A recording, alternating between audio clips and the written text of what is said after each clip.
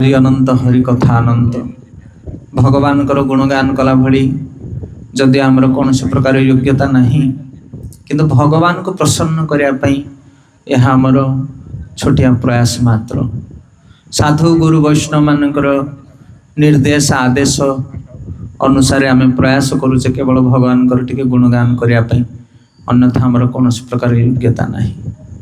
कलि जुगरे श्री चैतन्य महाप्रभु भगवान पतित पावन अवतार आसिले जगत को उद्धार करने। भगवान जुग को जुग आसंती जीव मान को उद्धार करने। परित्राणाय साधुना विनाशाय च दुष्कृतम धर्म संस्थापनार्थाय संभवामि जुगे जुगे। किंतु ये कलि जुगरे जो अवतार माने आसिछंती से माने पापी मान को विनाश करने नुह, पापी मान को उद्धार करने। परित्राणाय साधुना विनाशाय च दुष्कृतम, पापी मान को संहार करने भगवान आसंती, किंतु कलि जुगरे भगवान आसंती पापी मान को उद्धार करने। तेणु जगन्नाथ महाप्रभु को पतित पावन बोली कहा जाए। आउ कलि जुगरे से पतित पावन अवतार होचंदी श्री गौरांग महाप्रभु। चैतन्य महाप्रभु आसंती समस्त को उद्धार करने। आउ सही चैतन्य महाप्रभु योग्य अयोग्य विचार न करी समस्त को भक्ति प्रदान करुछंती एवं तत्सहित कृपा प्रदान करुछंती। गुरु परंपरा आसुथिबा असंख्य वैष्णव सर्जन माने आज पृथ्वीर कोण अनुकोण रे बुली हरि कथा कीर्तन भजन करुछंती। यह महाप्रभुंकर आदेश। आमर आज्ञाते गुरु हय तार ई देश, जारे देख तारे कह कृष्ण उपदेश। चैतन्य महाप्रभु भगवान कलि जुगरे अवतीर्ण होई से निर्देश देइछंती, भारत भूमिते हइले जन्म जहार जीवन सार्थक करी कर पर उपकार। आमे भारत रे जन्म ग्रहण करिचे, जगन्नाथ देश रे जन्म ग्रहण करिचे, श्री चैतन्य महाप्रभुंकर कृपा आमे माने पाइचे भारतवासी ओडिशावासी। सेतिपय आमर कर्तव्य बनुचे आमे जो अमूल्य वस्तु पाइचे ताको अन्य मानको वितरण करवा। सेतिपय आमे साधु मानक मुखरु गुरुंक मुखरु जो आशीर्वचन किछि श्रवण करिचो, जहाँ को श्रवण कले मनुष्य जीवन में आनंद अभिवृद्धि हुए, जीवर हृदय भगवान के प्रति रति प्रीति जात हुए। सही कथा को आमे केवल प्रयास करुच अन्य मान को वितरण करने। ये हूँ आमर मिशन। भगवान चैतन्य महाप्रभु कहते जगत रे अच्छी जेते नगरादि ग्राम सर्वत प्रचार होइबा आमार नाम। ए पृथ्वी पृष्ठ रे जेते नगर जेते ग्राम अच्छी सबु जगह जगन्नाथ कथा कीर्तित हवा दरकार। आउ आज आपण माने देखुचंदी सारा पृथ्वी पृष्ठ रे सबु देश महादेश मानकर ये जगन्नाथंकर कथा कीर्तन होछि, हरिनाम कीर्तित होछि। ये होछि महाप्रभुंकर इच्छा। सेथे महाप्रभुंकर विशाल मिशन प्रचार मिशन ले हजार हजार साधु संत ब्रह्मचारी गृहस्थ माने प्रचार कार्य लिप्त अछंती। गाँ गाँ नगर नगर सहर सहर सबुठी कृष्ण कथा चलीची। आ ता भितर आमे धूलिकणा सदृश प्रयास मात्र करुछु गुरु आ गोविंद को प्रसन्न करने पाई। अन्यथा एथिरे आमर कौन प्रकार योग्यता नहीं। आमे महान प्रवचक नुह, साधु संत महात्मा मनीषी नुह। आमे गोटे साधारण मनुष्य, किंतु आमर गुरु को एवं गोविंद को चैतन्य महाप्रभु को प्रसन्न करने पाई आमे केवल प्रयास करुछु। तेणु आशीर्वाद दरकार, कृपा दरकार। आसन उपर अधीरूढ़ जगन्नाथ बलदेव सुभद्रा सुदर्शन जीव तांकर चरण में आम प्रार्थना करुछु, कृपा याचना करुछु। एवं जगत रे भरी रही असंख्य साधु संत वैष्णव मान चरण में प्रार्थना करुछु, से माने सद्बुद्धि सद्ज्ञान प्रदान करंतु, जहाँ फल आम जगतर नाथ जगन्नाथ महाप्रभु विषय किसी गुणगान करें। एवं एठारे उपस्थित थे वरिष्ठ सज्जन साधु संत महात्मा माने आपण मानक मध्य आमे कृपा याचना करुछु, आपण माने आशीर्वाद करंतु। ताहले आमे ए भगवत कथा कीर्तन किसी समय कहवाई सक्षम बोध हो पार। गौर प्रेमानंदे हरि हरि गो। ब्रजेन्द्र नंदन जेई सची सुत हइला सेई। ब्रजेन्द्र नंदन जेई सची सुत हइला सेई। बलराम हइला निताई। बलराम হইলা নিতাই। পাপি তপি যত ছিল হরি নামে উধারিল, পাপি তপি যত ছিল হরি নামে উধারিল। এ পাপি তপি যত ছিল হরি নামে উধারিল, পাপি তপি যত ছিল হরি নামে উধারিল। তার সাক্ষী জগাইব ধাই, আহা তার সাক্ষী জগাইব। হরে কৃষ্ণ কৃষ্ণ কৃষ্ণ হরে হরে, হরে রাম রাম রাম হরে হরে। হরে কৃষ্ণ কৃষ্ণ কৃষ্ণ হরে হরে, হরে রাম রাম রাম হরে। ব্রজেন্দ্র নন্দন যেই সচিসুত হইল, সেই ব্রজেন্দ্র নন্দন ভগবান কৃষ্ণ সে সচী মাতাঙ্কর সুত মানে চৈতন্য মহাপ্রভু রূপে আসিলে। এ অনেক শাস্ত্রের প্রমাণ করা যাইছি যে কলি যুগরে ভগবান অনেক অবতারের আসছেন। তা ভিতর জগন্নাଥ দেব হচ্ছেন মুখ্য অবতার, তাঙ্ক বিষয়ে আমি শ্রবণ କରିବା আগুকু। ଆଉ କଳି ଯୁଗରେ ଚୈତନ୍ୟ ମହାପ୍ରଭୁ ହଉଛନ୍ତି ସ୍ୱୟଂ କୃଷ୍ଣ। ବ୍ରଜେନ୍ଦ୍ର ନନ୍ଦନ ଯେଇ ସଚିସୁତ ହଇଲା ସେଇ, ବଳରାମ ହଇଲା ନିତାଇ। ଚୈତନ୍ୟ ନିତ୍ୟାନନ୍ଦ କୃଷ୍ଣ ବଳରାମ, ତାଙ୍କ ଭିତରେ କିଛି ପରାଭିନ୍ନ ନାହିଁ। ପାପି ତପି ଯତ ছিল ହରି ନାମେ ଉଦ୍ଧାରିଲ, ତାର ସାକ୍ଷୀ ଜଗାଇ ମୁଧାଇ। ଏ କଳି ଯୁଗରେ ଜଣେ ପାପୀ ହଉ କିମ୍ବା ତପି ହଉ, ପାପୀ ମାନେ ଯେଉଁମାନେ ପାପ କର୍ମରେ ଲିପ୍ତ ଅଛନ୍ତି, ତପି ମାନେ ଯେଉଁମାନେ ପୁଣ୍ୟବନ୍ତ ଲୋକ। ସେଥିପାଇଁ ଜଣେ ପାପ କର୍ମ କରୁଥାଉ କିମ୍ବା ଜଣେ ପୁଣ୍ୟବନ୍ତ ହଉ, ହରିନାମ ନ କଲେ କାହାର ଉଦ୍ଧାର ହେଇପାରିବ ନାହିଁ। ଏ ବହୁତ ସିକ୍ରେଟ କଥା। ପାପି ତପି ଯତ ছিল ହରିନାମେ ଉଦ୍ଧାରିଲ, ତାର ସାକ୍ଷୀ ଜଗାଇ ମଧାଇ। ଜଗାଇ ମଧାଇ ବୋଲି ଦୁଇ ଜଣ ଥିଲେ ନଦିଆ ନବଦ୍ୱୀପରେ। ବହୁ କୁକର୍ମ କରୁଥିଲେ ସେମାନେ। କୁଳୀନ ବ୍ରାହ୍ମଣ କୂଳରେ ଜନ୍ମ ହେଇ ମଧ୍ୟ, ଉନ୍ନତ ବ୍ରାହ୍ମଣ କୂଳରେ ଜନ୍ମ ହେଇ ମଧ୍ୟ ସେମାନେ ନିଜର ବୃତ୍ତି ଛାଡ଼ି ମଦ ମାଂସ ଭୋଜନ କରି ଗଙ୍ଗା କୂଳରେ ମାତଲ ହେଉଥିଲେ। ନିତ୍ୟାନନ୍ଦ ମହାପ୍ରଭୁ ଗଲେ ପ୍ରଚାର କରିବା ପାଇଁ। ନିତ୍ୟାନନ୍ଦ ହେଉଛନ୍ତି ବଳରାମ। ବିଚାର କରନ୍ତୁ ଆପଣ, ବଳରାମ ହେଉଛନ୍ତି ସିଏ ଶଙ୍କର୍ଷଣ ସ୍ୱୟଂ, ଲକ୍ଷଣ ସିଏ ମହାକ୍ରୋଧୀ ମହାପରାକ୍ରମୀ ହେଉଛନ୍ତି ବଳରାମ। କିନ୍ତୁ ଏଇ କଳି ଯୁଗରେ ପାବନ ଅବତାର ଗ୍ରହଣ କରିଛନ୍ତି ନିତ୍ୟାନନ୍ଦ। ଆଉ ହରିଦାସ ହେଉଛନ୍ତି ସ୍ୱୟଂ ବ୍ରହ୍ମା। ବ୍ରହ୍ମା ଆଉ ବଳରାମ ବା ଲକ୍ଷଣ, ଏ ଦୁଇ ଜଣ ଯାଉଛନ୍ତି କ'ଣ କରିବା ପାଇଁ? ପ୍ରଚାର କରିବା ପାଇଁ। ନଦିଆ ନବଦ୍ୱୀପରେ ଚୈତନ୍ୟ ମହାପ୍ରଭୁ ଆଦେଶ ଦଉଛନ୍ତି, ଆରେ ଯାଅ ଯାଅ ନିତ୍ୟାନନ୍ଦ, ଯାଅ ହରିଦାସ, ଯାଅ ଯାଅ ନିତ୍ୟାନନ୍ଦ, ଯାଅ ହରିଦାସ, ଆମର ଆଜ୍ଞା ଏ ସର୍ବ করহ প্রকাশ, আমার আজ্ঞায় সর্ব করহ প্রকাশ। প্রতি ঘরে ঘরে গিয়া কর এহি ভিক্ষা, প্রতি ঘরে ঘরে গিয়া কর এহি ভিক্ষা। বল কৃষ্ণ ভজ কৃষ্ণ, কর কৃষ্ণ শিক্ষা, বল কৃষ্ণ ভজ কৃষ্ণ, কর কৃষ্ণ শিক্ষা। তো নিত্যানন্দ ଆଉ ହରିଦାସ ଦୁଇ ଜଣଙ୍କୁ ଚୈତନ୍ୟ ମହାପ୍ରଭୁ ଆଦେଶ ଦଉଛନ୍ତି, ଯାଅ ଯାଅ ନିତ୍ୟାନନ୍ଦ, ଯାଅ ହରିଦାସ, ଆମର ଆଜ୍ଞାଏ ସର୍ବ କରହ ପ୍ରକାଶ। ଚୈତନ୍ୟ ମହାପ୍ରଭୁ କହିଲେ ମୋର ଆଜ୍ଞା ତମେ ଦୁଇ ଜଣ ଯାକୁ ତୁମେ ଯାଅ, ଯାଇକି ପ୍ରଚାର କର, ପ୍ରକାଶ କର। କ'ଣ ପ୍ରକାଶ କର ନା ପ୍ରତି ଘରେ ଘରେ ଗିଆ କର ଏହି ଭିକ୍ଷା। ନଦିଆ ନବଦ୍ୱୀପରେ ପ୍ରତି ଘର ଘରକୁ ଯିବ ଆଉ ଭିକ୍ଷା କରିବ। ଭିକ୍ଷାମ ଦେହି ଭିକ୍ଷାମ ଦେହି। ତାପରେ ଭିକ ମାଗିଲା ବେଳେ କିଏ ହେଲେ ଭିକ ନେବାକୁ ଦେବାକୁ ଆସିଲେ ତାଙ୍କୁ କହିବ ଆମ ଭିକ୍ଷା ଦରକାର ନାହିଁ।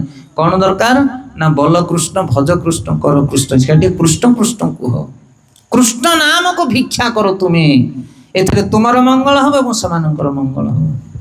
ହେଲେ ଇଏ ବଳରାମ ହେଉଛନ୍ତି ସ୍ୱୟଂ ନିତ୍ୟାନନ୍ଦ, ଆଉ ହରିଦାସ ହେଉଛନ୍ତି ବ୍ରହ୍ମା। ଏଇ ଦୁଇ ଜଣ ଯାକ ଗଲେ ପ୍ରଚାର କରିବା ପାଇଁ। କେଉଁଠି ଗାଳି ଦିଅନ୍ତି, କେଉଁଠି ମାଡ଼ ଦିଅନ୍ତି, କେଉଁଠି ନିନ୍ଦା କରନ୍ତି, ହାସ ପରିହାସ କରନ୍ତି, ତଥାପି ଏ ଦୁଇ ଜଣ ଯାକ ପ୍ରଚାର କାର୍ଯ୍ୟରେ ଥାନ୍ତି। ଆଜି ମଧ୍ୟ ଜଗତରେ ଆମେମାନେ ପ୍ରଚାର କରିବା ପାଇଁ ଯାଉଛୁ, କେଉଁଠି ପାଦ ପୂଜା କରୁଛନ୍ତି, ଲୋକେ ସମ୍ମାନ ଦେଉଛନ୍ତି, ସାଧୁ ବାବାଜୀ କହିକି, କେଉଁଠି ଲୋକ ଚୁଗୁଲି କରୁଛନ୍ତି, କେଉଁଠି ପ୍ରବଚନ ଦେଉଛନ୍ତି, ମଦୁଆ ମାନେ ଆସିକି ହେଇ କ'ଣ ଏଠି ପାଲାଲ ଚଲେଇଛ ବନ୍ଦ କର ବୋଲି କହିକି ଗାଳି ଦେଉଛନ୍ତି। ପ୍ରଚାର କାର୍ଯ୍ୟରେ ବହୁତ ବାଧା ବିପଦ ଆଜ୍ଞା ଆସେ। ବିଦେଶରେ ଅନେକ ଅନେକ ଅସୁବିଧା ସୁବିଧା ସମସ୍ୟା ଆସେ ସବୁ। ସେଥିପାଇଁ ହରିଦାସ ଆଉ ନିତ୍ୟାନନ୍ଦ ଦୁଇ ଜଣ ଯାକ କ'ଣ କରୁଛନ୍ତି? ପ୍ରଚାର କରିବା ପାଇଁ ଯାଉଛନ୍ତି। ଗଙ୍ଗା କୂଳ ଆଡ଼େ ଗଲା ଆସିକି ଦୁଇ ଭାଇ ଜଗାଇ ମଧାଇ ସେମାନେ ମଦ ଖାଇକି ମାତଲ ହେଉଥିଲେ। ତାଙ୍କୁ କହିଲା ଆରେ ଟିକେ ହରିନାମ କର, ହରିନାମ କର, हरिनाम कर कहू से दुई जन माटी आसिले गाड़ी किए तुम आमको बुद्धि बतौच तुम आमठ बड़ बुद्धिया सहित झगड़ा कले।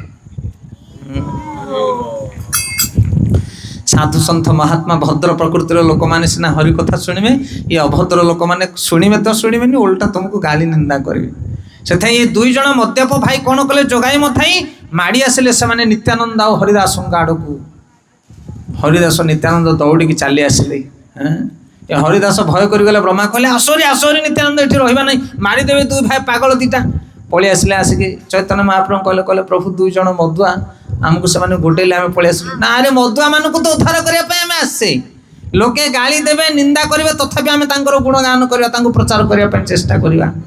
तापर दिन दुई जन जाक पुणी गले गोटे मत कुंपा लगेदेला जगाई मुंड को कहार बलराम मुंड फाटीगला नित्यानंद मुंड फाटीगला। हरिदास दौड़ी आसिले चैतन्य महाप्रभु को कहले कहले महाप्रभु नित्यानंद मस्तक रुधिर झरुछि प्रहार करिछि जगाई। तापर चैतन्य महाप्रभु सहन करि पाले नहीं दौड़ी आसिले क्षिप्र गति कहले किए से पाषांड जे नित्यानंद मस्तक हाथ लगेछि। कारण रामचंद्र लक्ष्मण को केते भल पाते आपण माने समस्त जानिथिबे कृष्ण बलराम को केते भल पाते से भली भाव में चैतन्य महाप्रभु नित्यानंद को प्राण ठार अधिक भल पाती सी कारण तांग भितर पराभिन्न किछि नाही। क्रोधित हो गले चैतन्य महाप्रभु सांगे सांगे सुदर्शन को आदेश देले सुदर्शन कोठी आसे ए दीटा कर मुंड गंडी मु अलगा कर देबी। तापर नित्यानंद प्रभुଙ୍କର मुंडରୁ रक्त बाहरुछि से आसिक धरी पकेले कहार चरण को चैतन्य महाप्रभु चरण को कहले प्रभु ए कली जुग रे आपण मारिया पई आसी नाहंती आपण तारिबा पई आसीछंती। आपण जदि एई जगाई मधाई की मारिबे ताले कली जुगर गोटे लोक किए बंचिबेनी कारण सब आंक ठारू बळका हरि बोलो विचार करन आपण माने। नित्यानंद होचंदी के नित्यानंद होचंदी गुरु तत्व आमे पढ़िबा आज से प्रसंग अति सुंदर कथा। नित्यानंद जे बलराम सी बलभद्र सी लक्ष्मण सी महाक्रोधी लक्ष्मण सहन करि परिबेनी कौन सी कथा सहन करि पारंती ना राम बुझेबे किंतु लक्ष्मण सहिबेनी। बलराम मध्य महासंकर्षण सी किंतु कली जुग रे नित्यानंद रूप रे आछंदे लक्ष्मण केते शांत उदार मूर्ति। चैतन्य महाप्रभु चरण को धरछन कहछन प्रभु क्षमा करंतु एमानकु कली जुग रे सब मदुआ बाहरिबे काकू किए कम नुहंती ऊपर को सब भद्र मुखा सेना पिंदिते भितर सब अतत्त भद्र सब आपण केते लोक को मारिबे कली जुग रे से कली जुग रे पापी मानू को आपण मारी परिबे नहीं पापी मानू को उद्धार करंतु आपनकर पतित पावन बाना टिके बुझिया पई चेष्टा करंतु ए गहन तत्व को ये बहुत गहन तत्व आज्ञा। से कली जुग रे जुग धर्म होचे हरिनाम संकीर्तन जड़े जदि भगवान नाम कीर्तन कर कली जुग ताहले तार जेते खराब गुण थिबो मद खाऊ मांस खाऊ चोरी नारी दारी जहाँ करुच करू जदि प्रतिदिन से भगवान नाम कीर्तन कर भागवत पढ़िबो ताहले से खराब काम करि परिबो नाही। एमिति हजार उदाहरण रही शास्त्र रे बिल्ल मंगल ठार आरंभ करी अजामिल दशरत्नाकर आरंभ करी अनेक अनेक उदाहरण। से चैतन्य महाप्रभु कौन कले जगाई मधाई की कृपा कले कहार निवेदन रे नित्यानंदर निवेदन रे। से भगवान जी दयालु तांकर भक्त माने अधिक दयालु किए गाली दो किए निंदा करू किए भर्सना करू से माने भ्रूक्षेप करते नहीं बस प्रचार कर लोक माने कृष्ण कथा शुणिक उद्धार पाई जातु। आम ए यूट्यूब माध्यम प्रचार करुचु जहाँ कि क्लास हो यूट्यूब छाड़ू यूट्यूब अनेक लोक सम्मानित करुँच आज्ञा बहुत भल लगुच आपंकर इत्यादि इत्यादि आउ कि लोक ता भर गाड़ी दौरान हाँ गोटे भड़ भड़ हो मागणा खाया मिल जाऊँ तुमको इत्यादि इत्यादि बहुत कथा लोग कहते कि आम से कथा को भ्रूक्षेप करूना कारण 5 जन भद्र लोक सम्मानित देले सेटा हूँ सम्मान अभद्र लोक मैंने गाड़ी दबाटा थे से सब कथा को आम ग्रहण करूना। से ये नित्यानंद आउ हरिदास दुई जन जाक प्रचार कर नदिया नवद्वीप आउ जगाई मधाई महापापी को उद्धार कले चैतन्य महाप्रभु। तेणु ये जो जगत में बुलूं वैष्णव मैंने से आसती गाँ गाँ सहर सहर जीव मान को उद्धार करने हरिनाम संकीर्तन करी से अलग किसी कार्य ना। तेणु चैतन्य महाप्रभु हरिनाम देइछन्ति भागवत देइछन्ति प्रतिदिन भागवत पढ़ कृष्ण कथा को श्रवण कर आ भगवान नाम जप कर। आपण गाँ पाखे मंदिर ना नहीं जगन्नाथ मंदिर गाँ को लगिकी रही टे सकालू सकालू आसी जातु पाहांतियारू आसिक मंदिर चारिपटे टे बेढ़ा परिक्रमा करूँ भगवान नाम टे जप करूँ बसिक एठी संध्या बेले आसिक रुंड होगी भागवत पढ़ंतु। आज सीना प्रवचन व्यवस्था है प्रवचन व्यवस्था नहेले भी କେହି ଜଣେ ଭଦ୍ରଲୋକ ଭାଗବତ ଟିକେ ପଢ଼ିବେ, ବସିକି ଆମେ 10-50 ଲୋକ ଶୁଣିବା। ଏହା ଦ୍ୱାରା ଆମର ଉଦ୍ଧାର ହେବ। ସକାଳେ ହରିନାମ ଜପ କର ଏବଂ ସନ୍ଧ୍ୟାରେ ଭାଗବତ ପଢ଼। କୃଷ୍ଣ କଥା ଶ୍ରବଣ କରିବା ଦ୍ୱାରା ଚିତ୍ତ ମନ ପବିତ୍ର ହୁଏ, ଶୁଦ୍ଧିକରଣ ହୁଏ, ଭଗବାନ କୃଷ୍ଣଙ୍କ ପ୍ରତି ଆମର ଆକର୍ଷଣ ଜାତ ହୁଏ। ମନ୍ଦିର ଭିତରକୁ ମୁଁ ଯାଇଥିଲି, ଦୃଶ୍ୟ ଦେଖିକି ଆସିଲି, ସେ କଥା କହିବିନି ଆପଣମାନଙ୍କୁ ଏବେ, ପରେ କହିବି ଉଠିଲା ପରେ କ'ଣ କରିବାକୁ ପଡ଼ିବ। ସେଥିପାଇଁ ଆମର କୃଷ୍ଣଙ୍କ ପ୍ରତି ଆକର୍ଷଣ ନାହିଁ। ଆମ ଘର ଯେତିକି ଚିକଣ ଚାକଣ, ମନ୍ଦିର ସେତିକି ଚିକଣ ନାହିଁ। ଆମ ଘର ଦାଣ୍ଡ ଦୁଆରେ କ'ଣ ଏମିତି ଘାସ ଉଠିଥାନ୍ତା କି? ନାହିଁ। ଆମେ 100-500 ଲୋକ ଅଛେ, ଘାସ କାହିଁକି ଏଠି ଉପାଡ଼ି ପାରୁନି କ'ଣ ପାଇଁ? କାରଣ କୃଷ୍ଣଙ୍କ ପ୍ରତି, ଜଗନ୍ନାଥଙ୍କ ପ୍ରତି ଆମର ଆକର୍ଷଣ ନାହିଁ। ଆମେ ନିଜର ଘର ବୋଲି ଭାବିବା ଏଇଟାକୁ, ଇଏ ମନ୍ଦିର ନୁହେଁ, ଇଏ ହେଉଛି ଆମର ଘର। ଆମ ଘର ଅଳିଆ ହେଲେ ପଡ଼ିବ ଚଳିବ, କିନ୍ତୁ ଇଏ ଜଗନ୍ନାଥଙ୍କ ଘର, ଇଏ ଆକୁ ଆମେ ପରିଷ୍କାର ରଖିବା, ସେ ଭାବନା କାହିଁ? ଆପଣମାନେ ଯାଆନ୍ତୁ ମଠ ମନ୍ଦିର ମାନଙ୍କୁ, ବୈଷ୍ଣବମାନଙ୍କ ଘରକୁ ଯାଆନ୍ତୁ, କେବେ ବୈଷ୍ଣବମାନଙ୍କ ମନ୍ଦିରକୁ ଯାଆନ୍ତୁ, କି ସୁନ୍ଦର ବିଗ୍ରହକୁ ରଖିଛନ୍ତି ସେମାନେ। ଇସ୍କନ ମନ୍ଦିର ମାନଙ୍କୁ ଯାଉନାହାନ୍ତି, ବିଗ୍ରହ ପୂଜା ଦେଖିବେ କିଭଳି ଭାବରେ ନିଟ୍ ଆଣ୍ଡ କ୍ଲିନ୍, ଆପଣ ଗଡ଼ି ପଡ଼ିବେ ତଳେ, ସତ କି ନାହିଁ? କାରଣ ସେମାନେ ବୁଝିଛନ୍ତି କୃଷ୍ଣକୁ। ସେଥିପାଇଁ ଯିଏ ଥରେ କୃଷ୍ଣକୁ ବୁଝିଯାଏ, କୃଷ୍ଣ କଥା ଶ୍ରବଣ କରେ, ତା ଜୀବନରେ ସେ କୃଷ୍ଣଙ୍କୁ ଭଲ ପାଏ, କୃଷ୍ଣଙ୍କ ସେବା କରି କରି ତା ଦିନ ଉତ୍ସବ ହେଇଯାଏ। ତେଣୁ ପ୍ରତ୍ୟେକ ମନୁଷ୍ୟ କଳି ଯୁଗରେ ପ୍ରତିଦିନ ଭଗବାନଙ୍କର ନାମ ଜପ କରିବେ, ଆଉ ପ୍ରତିଦିନ କୃଷ୍ଣ କଥା ଶ୍ରବଣ କରିବେ, ତାହେଲେ ସେମାନଙ୍କର ଜୀବନରେ ଉଦ୍ଧାର ହେବ, ଆନନ୍ଦ ହେବ। ଆଉ ସେଇଥିପାଇଁ ଆଜି ଏଇ 2 ଦିନିଆ ପ୍ରୋଗ୍ରାମ ହେଇଛି ଏଠି। ଆଜି ଏବଂ ଆସନ୍ତାକାଲି 2 ଦିନ ଆମେ ଜଗନ୍ନାଥ ମହାପ୍ରଭୁଙ୍କ ବିଷୟରେ ଶ୍ରବଣ କରିବା। ଆମେ ଖାଲି ଦେଖୁଛେ 3 ଦିନ ବସିଛନ୍ତି ଚତୁର୍ଦ୍ଧାମୂର୍ତ୍ତି, କିନ୍ତୁ କ'ଣ ସିଏ କାହିଁକି ଆସିଛନ୍ତି, କ'ଣ ତାଙ୍କର କାମ, ଆମେ ତାଙ୍କ ବିଷୟରେ ଏତେଟା କିଛି ଜାଣିନେ। ଯଦି ସେ ଜଗନ୍ନାଥ ମହାପ୍ରଭୁଙ୍କ ବିଷୟରେ ଆମେ ଶୁଣିବା, ଜାଣିବା, ତାହେଲେ ତାଙ୍କୁ ନ ଦେଖିଲେ ରହିପାରିବା ନାହିଁ। ହରିବୋଲ। ଦିନ ରାତି ଛୁରୀ ହବା ତାଙ୍କୁ, ତାଙ୍କ ବିଷୟରେ ଆମେ ଜାଣିନେ କି ଶୁଣିନେ, ସେଇଥିପାଇଁ ଆମର ଏ ଦୁର୍ଦ୍ଦଶା। ସେଥିପାଇଁ ଜ୍ଞାନ ଦରକାର, ଭକ୍ତି ପୂର୍ବରୁ ଜ୍ଞାନ ଦରକାର, ଆଉ ଭକ୍ତି ପରେ ମଧ୍ୟ ଜ୍ଞାନ ଦରକାର, ଭଗବାନଙ୍କ ବିଷୟରେ ଜ୍ଞାନ ଦରକାର। ଅନେକ ଲୋକମାନେ ଯୁକ୍ତି ତର୍କ କରନ୍ତି, କହନ୍ତି ଭକ୍ତି ଶ୍ରେଷ୍ଠ ନାହିଁ, ଜ୍ଞାନ ଶ୍ରେଷ୍ଠ।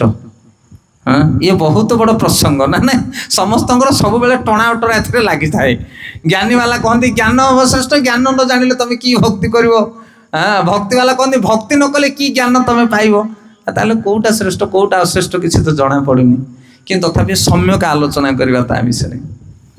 ଆପଣ ଗୋଟେ ଦୋକାନ ସାମ୍ନାରେ ଚେୟାରରେ ବସୁଛନ୍ତି, ଆଉ ଜଣେ ଭଦ୍ରଲୋକ ଆସିକି ତାଙ୍କ ସାଇଡରେ ବସିଲେ, ଆପଣ ତାଙ୍କ ସାଇଡରେ ସାଧାରଣ ଲୋକ ଭଳି ବସୁଛନ୍ତି।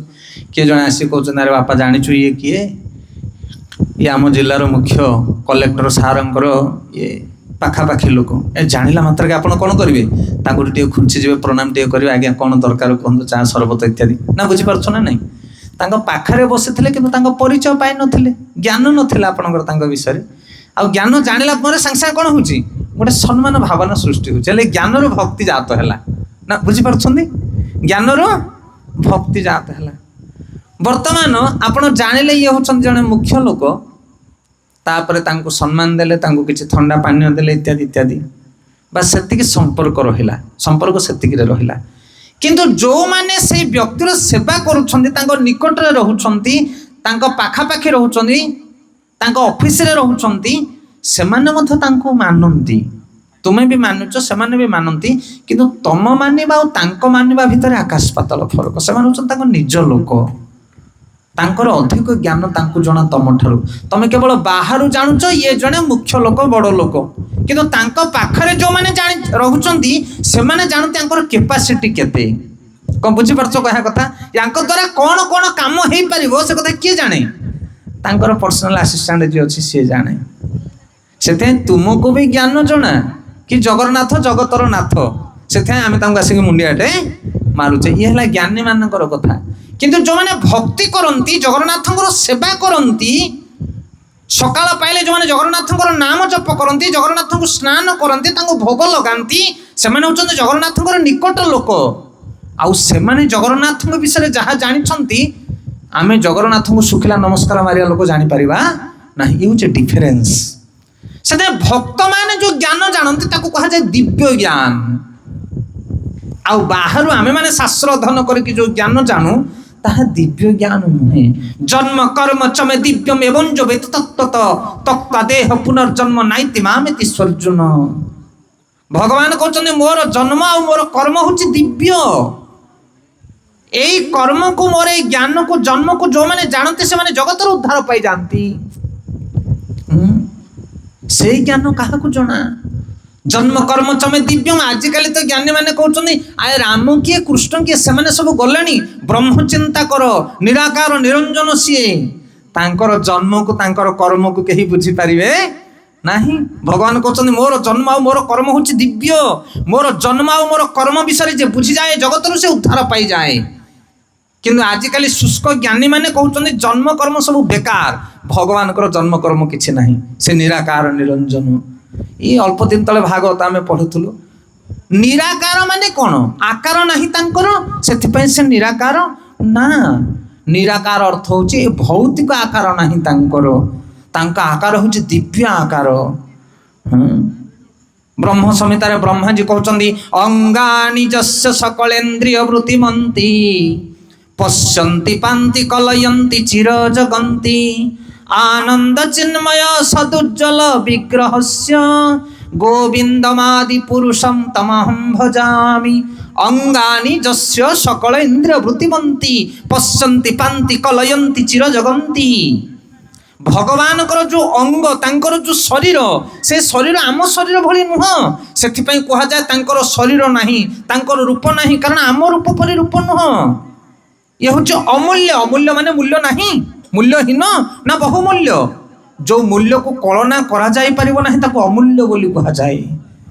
ସେଇଭଳି ଭାବରେ ଭଗବାନଙ୍କର ରୂପ କେମିତି, ତାଙ୍କ ଶରୀର କେମିତି ନା ବ୍ରହ୍ମାଜୀ କହୁଛନ୍ତି ଅଙ୍ଗାନି ଯସ୍ୟ, ଅଙ୍ଗ ମାନେ ଯାହାର, ସକଳ ଇନ୍ଦ୍ରିୟ ବୃତ୍ତିମନ୍ତି, ତାଙ୍କର ଗୋଟେ ଗୋଟେ ଇନ୍ଦ୍ରିୟରେ ସେ ସବୁ କାମ କରିପାରିବେ। ଭଗବାନ ଆଖିରେ ଦେଖିକି ଭୋଜନ କରିପାରିବେ, କିନ୍ତୁ ଆମେ ଆଖିରେ ଦେଖି ଭୋଜନ କରିପାରିବା ନାହିଁ। ସେ କାନ ବାଟେ କଥା କହିପାରିବେ ଭଗବାନ, ତାଙ୍କର ନାଭିରୁ ବ୍ରହ୍ମାକୁ ସୃଷ୍ଟି କରିପାରିବେ ସିଏ। କିଏ କରିପାରିବ ଜଗତରେ ସେଭଳିଆ କଥା? ସେ ନାସାରୁ ଉତ୍ପନ୍ନ ହେଇଯିବେ, ବ୍ରହ୍ମାଙ୍କର ନାସାରନ୍ଧ୍ରରୁ ବାହାରି ପଡ଼ିଲେ ଭଗବାନ ବରାହ ଅବତାର ହେଇକି। ସେଥିପାଇଁ ତାଙ୍କର ଜନ୍ମ କର୍ମ ବିଷୟରେ କେହି ଜାଣିପାରିବେ ନାହିଁ। ତାଙ୍କ ଶରୀର ହଉଛି ଦିବ୍ୟ ଶରୀର। ଯେମିତି କେମିତି ଶରୀର ଭଗବାନଙ୍କର ନା, ଗୋଟେ ଉଦାହରଣ ଦେଲେ ଆପଣ ଜାଣିପାରିବେ। ଆମ ଭିତରେ ଆତ୍ମା ଅଛି, ଅଛି ନାହିଁ? ଆତ୍ମା ଅଛି ବୋଲି ତ ଆମେ ଚାଲୁଛେ ବୁଲୁଛେ କଥା କହୁଛେ। ଆଚ୍ଛା, ଆମର ଆତ୍ମାଟା କେତେ ବଡ଼? ଅଧ କିଲେ ନା କିଲେ ନା ପାଉଟା ନା କେତେ ଓଜନ ହବ? ଦେଖିବା ପାଇଁ କେମିତି ଆସେ? କିଏ ଜାଣିଛନ୍ତି ତା ବିଷୟରେ? ଆତ୍ମା ବିଷୟରେ ଭାଗବତରେ ବର୍ଣ୍ଣନା କରାଯାଇଛି। କେଶାଗ୍ର ଶତ ଭାଗସ୍ୟ ପୁନଃ କରିଅସି। କେଶ ଅଗିଲାକୁ 100 ଭାଗ କରି ତାକୁ ପୁଣି ସହସ୍ର ଭାଗ କଲେ ଯୋଉ ଛୋଟିଆ ଅଂଶଟି ହୁଏ, ସେଡ଼ିକି ହେଉଛି ଆତ୍ମାର ସାଇଜ। ତାର ରୂପ ଅଛି, ଆମେ ଆଖିରେ ଦେଖିପାରିବା ନାହିଁ, ଭୌତିକ ମାପକାଠିରେ ତାକୁ ମାପ କରାଯାଇ ପାରିବ ନାହିଁ। ଚିକ୍କଣ ବୋଲି କୁହାଯାଏ ଆତ୍ମା। ସେ ଆତ୍ମା ଏତେ ଛୋଟ, କିନ୍ତୁ ତାର ଶକ୍ତି କେତେ! ଏଡ଼ିକି ଟିକେ ଆତ୍ମା ହାତୀ ଭିତରେ ଅଛି, ଏଡ଼ିକି ଟିକେ ଆତ୍ମା ଇଞ୍ଜିନିୟର ଭିତରେ ଅଛି, ଏଡ଼ିକି ଟିକେ ଆତ୍ମା କାରିଗର ଭିତରେ ଅଛି, ଏଡ଼ିକି ଟିକେ ଆତ୍ମା ସମସ୍ତଙ୍କ ଭିତରେ ଅଛି। ଆଜି ଯେତେ ଜୀବଜଗତ ଅଛନ୍ତି ସମସ୍ତଙ୍କ ଭିତରେ ୱାନ୍ ସାଇଜ୍ ଗୋଟିଏ ପ୍ରକାର ଆତ୍ମା ଅଛି। ଏଡ଼ିକି ଟିକେ ଆତ୍ମାର ଏତେ ବୁଦ୍ଧି, ଏତେ ଜ୍ଞାନ, ଏତେ ବଳ, ଏତେ ଶକ୍ତି, ଏତେ ସାମର୍ଥ୍ୟ, ଏତେ ଯୋଗ୍ୟତା, ଏତେ ବିଦ୍ବତ୍ତା। ଏଡ଼ିକି ଟିକେ ଆତ୍ମା, ସେ ଆତ୍ମା ବାହାରି ପଡ଼ିଲେ ତାପରେ ସୁଇଚ୍ ଅଫ୍, ଡେଡ୍ ବଡି। ଯଦି ଏଡ଼ିକି ଟିକେ ଆତ୍ମାର ଏତେ ଶକ୍ତି, ଏଟିକି ଟିକେ ବ୍ରହ୍ମ ସିଏ, ଆଉ ଯେ ପୂର୍ଣ୍ଣ ବ୍ରହ୍ମ, ଯାହାର ପୁରା ଶରୀରଟା ହଉଛି ଆତ୍ମମୟ। ବିଚାର କରନ୍ତୁ ଆପଣ ମାନେ, ଆମର ଶରୀର ଭିତରେ ଏଡ଼ିକି ଟିକେ ଆତ୍ମା ଅଛି ଯେ ତାର ଏତେ ଶକ୍ତି ସାମର୍ଥ୍ୟ, ଆଉ ଯାହାର ପୂର୍ଣ୍ଣ ଶରୀରଟା ହଉଛି ଆତ୍ମମୟ, ତା ଭିତରେ ହାଡ଼ ମାଂସ ରକ୍ତ ନାହିଁ, ପଞ୍ଚଭୂତ ନାହିଁ, ସେ ବ୍ରହ୍ମମୟ ପୁରୁଷ ଯିଏ, ପୂର୍ଣ୍ଣ ବ୍ରହ୍ମ ପରମାତ୍ମା ଯିଏ, ତାଙ୍କର ଶକ୍ତି ସାମର୍ଥ୍ୟ ଯୋଗ୍ୟତା କଥା ଆମେ କଣ କହିବା? ପୁଅର ଶରୀର ଅଛି, ବାପାର ଶରୀର ନାହିଁ, ଏମିତି କେମିତି କଥା? ଆମର ଯଦି ଶରୀର ଅଛି, ଆମ ବାପାଙ୍କର ଶରୀର ଅଛି, ତାଙ୍କ ବାପାଙ୍କର ଶରୀର ଅଛି, ତାଙ୍କ ବାପାଙ୍କର ଶରୀର ଅଛି, ତାହେଲେ ଜଗନ୍ନାଥଙ୍କର ଶରୀର କେମିତି ନାହିଁ? କିନ୍ତୁ ଆମ ମେମୋରି କାମ କରିବନି। ଏବେ ଆମେ ସେ ଶରୀର ବିଷୟରେ ବୁଝିପାରିବା ନାହିଁ। ତେଣୁ ଯେତେବେଳେ ଆମେ ଜଗନ୍ନାଥଙ୍କ ବିଷୟରେ ଶୁଣିବା, ତାଙ୍କର ମହିମା, ତାଙ୍କର ଗାରିମା, ତାଙ୍କର ଦୟା, ତାଙ୍କର ଅନୁକମ୍ପା, ତାଙ୍କର ପ୍ରେମ ପ୍ରିୟତମ କଥା ଯେତେବେଳେ ଶୁଣିବା ଆମେ, ସେତେବେଳେ ତାଙ୍କ ପ୍ରତି ଆମେ ଦିନ ରାତି ଅନୁପ୍ରାଣିତ ହେବା। ତାଙ୍କୁ ନ ଚିନ୍ତା କରି ରହିପାରିବା ନାହିଁ। ଆଉ ଯେତେବେଳେ ଜଗନ୍ନାଥଙ୍କୁ ଆମେ ଚିନ୍ତା କରିବା, ସେ ହେଉଛନ୍ତି ଆନନ୍ଦ କନ୍ଦ ସଚ୍ଚିଦାନନ୍ଦ। ଯେ ତାଙ୍କୁ ଭାବିବ, ତାଙ୍କର କାୟ ମନ ବାକ୍ୟ ସବୁ ପବିତ୍ର ହେଇଯିବ, ଆନନ୍ଦ ସାଗରରେ ସେ ନିମଜ୍ଜିତ ହେଇଯିବ। ଆଜି ଆମେ ଜଗନ୍ନାଥଙ୍କୁ ଚିନ୍ତା କରିପାରୁନେ ବୋଲି ଆମ ଜୀବନରେ ଦୁର୍ଦ୍ଦଶା। ତାଙ୍କୁ ଭୁଲି ଯାଇଛେ ବୋଲି ଆମର ଏ ଦଶା। ଆମେ ଉଦାହରଣରେ କହୁ, ଆହେ ଜଗତର ନାଥ ଯଦି ଜଗନ୍ନାଥ ତମର ପିତା, ଲକ୍ଷ୍ମୀ ସାନ୍ତାଣୀ ଯଦି ତୁମର ମା, ଯେ ଜଗତକୁ ପରିଦାନ କରେ, এইଭଳିଆ ବାପା ଏଇଭଳିଆ ମା ତମେ ପାଇଛ, ସକାଳ ପଇଲେ କାହିଁକି ତମେ ଅନ୍ୟର ପକେଟ କାଟିବା କଥା ଚିନ୍ତା କରୁଛ? ହରିବୋଲ, ସତ ନା ନାଇଁ? ସକାଳ ପାଇଲେ ଆମେ ଭାବୁଛ କୋଉଠୁ ପଇସା କମିବି, କାହା ପକେଟ କାଟିବି, କୋଉଠୁ ଠକିବି, ଏଇ ଚିନ୍ତା କାହିଁକି ତମର? ତମ ବାପା ପରା ଜଗତର ନାଥ, ତମ ମା ପରା କମଳା ଲକ୍ଷ୍ମୀ ସାନ୍ତାଣୀ, ତମର ଏଇ ଦଶା କାହିଁକି? କାରଣ ତମେ ସେ ବାପା ମାଙ୍କୁ ପରିତ୍ୟାଗ କରିଛ। କଣ ବୁଝିପାରୁଛନ୍ତି କହିବା କଥା? ଆମର ଦଶା କଣ ପାଇଁ ଏମିତି? କାରଣ ସେ ପ୍ରଭୁ ଜଗନ୍ନାଥଙ୍କୁ ଆମେ ଭୁଲି ଯାଇଛେ। ପିତାଙ୍କୁ ଛାଡ଼ିଲେ ପୁଅର ଯୋଉ ଦୁର୍ଦ୍ଦଶା, ଆମର ସେଇ ଦୁର୍ଦ୍ଦଶା। ଆଉ ସାଧୁ ସନ୍ଥ ମାନେ କଣ କରନ୍ତି ନା ବାପା ସହିତ ପୁଅକୁ ମିଶେଇ ଦିଅନ୍ତି। ଏ ହେଲା କାମ। আরে ভুলিয়া তোমারে সংসারে আসিয়া পিয়ে নানাবিধ ব্যথা, ভুলিয়া সংসারে আসিয়া পিয়ে নানাবিধ ব্যথা, আসিଅছি এবে তোমার চরণে, আসিଅছি এবে তোমার চরণে, বলিব দুঃখের কথা প্রভু, বলিব দুঃখের কথা। ভুলিয়া তোমারে সংসারে আসিয়া পিয়ে নানাবিধ ব্যথা, ভুলিয়া তোমারে সংসারে আসিয়া পিয়ে নানাবিধ। ଆଚାର୍ଯ୍ୟ ମାନେ କହୁଛନ୍ତି ଭଗବାନଙ୍କୁ ଭୁଲିଲା ପରେ ଜୀବର ଦୁଃଖ ଆରମ୍ଭ ହୁଏ। ଆଉ ଯେତେବେଳେ ଭଗବାନଙ୍କୁ ସେ ପୁନର୍ବାର ମନ ପକାଏ, ତାଙ୍କ ସ୍ପର୍ଶରେ ଆସେ, ସେତେବେଳେ ତାର ଦୁଃଖ ନିର୍ବାପିତ ହେଇ ସେ ଭଗବାନଙ୍କର କୃପା ପ୍ରାପ୍ତ ହୁଏ। କେତେବେଳେ ଯିବ ଭଗବାନଙ୍କୁ ମନେ ପକେଇବ ନା ଯେତେବେଳେ ଭଗବାନଙ୍କ ବିଷୟରେ ସେ ଜାଣିବ, ଚିନ୍ତା କରିବ। এই ପ୍ରସଙ୍ଗରେ ଗୋଟେ ଛୋଟିଆ କଥା କହିକି ଆଜିର ପ୍ରସଙ୍ଗକୁ ଆମେ ଆଲୋଚନା କରିବା। କାରଣ ଭୂମିକା ଯଦି ପ୍ରସ୍ତୁତ ନ ହୁଏ ତାହେଲେ ହରି କଥା ଶୁଣିବାରେ ରୁଚି ଆସେ ନା। ଆମେ କଣ ପାଇଁ ଶୁଣିବା 2 ଘଣ୍ଟା ଏଠି ବସିକି? ଇଏ ହଉଛି ସବୁଠାରୁ ବଡ଼ ମୁଦ୍ଦା। ସେଥିପାଇଁ ଭାଗବତ ଲେଖିବା ପୂର୍ବରୁ ଲେଖକମାନେ ଭୂମିକାକୁ ବଡ଼ ସୁନ୍ଦର ଭାବରେ ପ୍ରସ୍ତୁତ କରନ୍ତି। এই ଭୂମିକାଟାକୁ ଯଦି ଜଣେ ସଠିକ ଭାବରେ ପଢ଼ିବ ପୁସ୍ତକର, ତାହେଲେ ଯାଇ ପୁରା ପୁସ୍ତକଟି ମନ ଦେଇକି ସିଏ ପଢ଼ିପାରିବ। ସେଥିପାଇଁ ଭୂମିକା ପ୍ରସ୍ତୁତ ହେଉଛି ଇମ୍ପୋର୍ଟାଣ୍ଟ। ଗୋଟେ ସିଂହ ଛୁଆଟେ ସେ କଣ କରୁଛି, ମେଣ୍ଢା ପଲରେ ମିଶି ଯାଇଛି। ଛୋଟ ପିଲାଟା ବାଉଳା ହେଇଯାଇଛି ବାପା ମାଙ୍କ ପାଖରୁ। ସେ ମେଣ୍ଢା ମାନଙ୍କ ସହିତ ବୁଲୁଛି, ଚେଷ୍ଟା କରୁଛି ସେ ଘାସ ଦୁବ ଖାଇବା ପାଇଁ, କିନ୍ତୁ ଖାଇପାରୁନି। କାହିଁ ଖାଇପାରୁନି? କାରଣ ସେ ପୁରା ସିଂହ ଛୁଆଟା ମେଣ୍ଢା ପଲରେ ବୁଲୁଛି। ହେଲେ ବାପା ମା ଖୋଜୁଛନ୍ତି ମୋ ପୁଅଟା କୁଆଡ଼େ ଗଲା, ଛୋଟ ଛୁଆଟା। ଦିନକର ଘଟଣା, ତାର ବଡ଼ ଭାଇ ଯିଏ ସିଂହ ଛୁଆ, ବଡ଼ ସିଂହ ଛୁଆ, ସେ ଦେଖିଦେଲା, କହିଲା ଆରେ ଇଏ ତ ମୋ ଭାଇଟା କଣ ବୁଲୁଛି ଆସିକି ଏଠି ମେଣ୍ଢା ପଲରେ। ତାକୁ ଡାକିଲା, କହିଲା ଏଇ ଇଆଡ଼େ ଶୁଣୁ ଶୁଣୁ। କହାରୁ ତାକୁ ସବୁ କଣ ଦେଖିକି ଡରିକି ପଳେଇଲେ। କୋଉମାନେ? ମେଣ୍ଢା ମାନେ ଦେଖିଲେ ଏଇଟା ସିଂହଟା, ସେଥିପାଇଁ ତାକୁ ମେଣ୍ଢା ମାନେ ଦେଖିକି ଦୌଡ଼ିକି ପଳେଇଲେ। ଇଏ କହିଲା ଆରେ ଇଏ ତ ମୋ ପାଖକୁ ଆସୁନି, କାରଣ ଇଏ ମୋ ଭାଇଟା, କିନ୍ତୁ ହେଇକି ମଧ୍ୟ ମତେ ସେ ଡରୁଛି। କାହିଁକି? କାରଣ ମେଣ୍ଢା ପଲରେ ରହିଛି, ସିଏ ବି ନିଜକୁ ମେଣ୍ଢା ବୋଲି ଭାବୁଛି। ସେମାନେ ଯାକୁ ଡରୁଛନ୍ତି ଇଏ ବି ତାକୁ ଡରୁଛି। ଦିନକର ଘଟଣା, ତାକୁ ଏକୁଟିଆ ଧରିକି ଦେଇକି ଧରି ପକେଇଲା। କିଏ? ବଡ଼ ଭାଇ, ବଡ଼ ସିଂହ ଛୁଆ। ତାକୁ ଭିଡ଼ି ଭିଡ଼ିକି ଆଣିଲା, କହିଲା ଇଆଡ଼େ ଆସି, ଇଆଡ଼େ ଆସି। ତାକୁ ଟାଣିକି ଆଣିଲା, କହିଲା ଆରେ ତୁ ଡରୁଛୁ କଣ? ତୁ ଯେ ମୁଁ ସିଏ, ତୁ ସିଂହ ଛୁଆ, ମୁଁ ବି ସିଂହ ଛୁଆ, ଏସବୁ ମେଣ୍ଢା ପଲ, ଆଙ୍କ ପଛରେ ତୁ କଣ ପାଇଁ ଦୌଡୁଛୁ?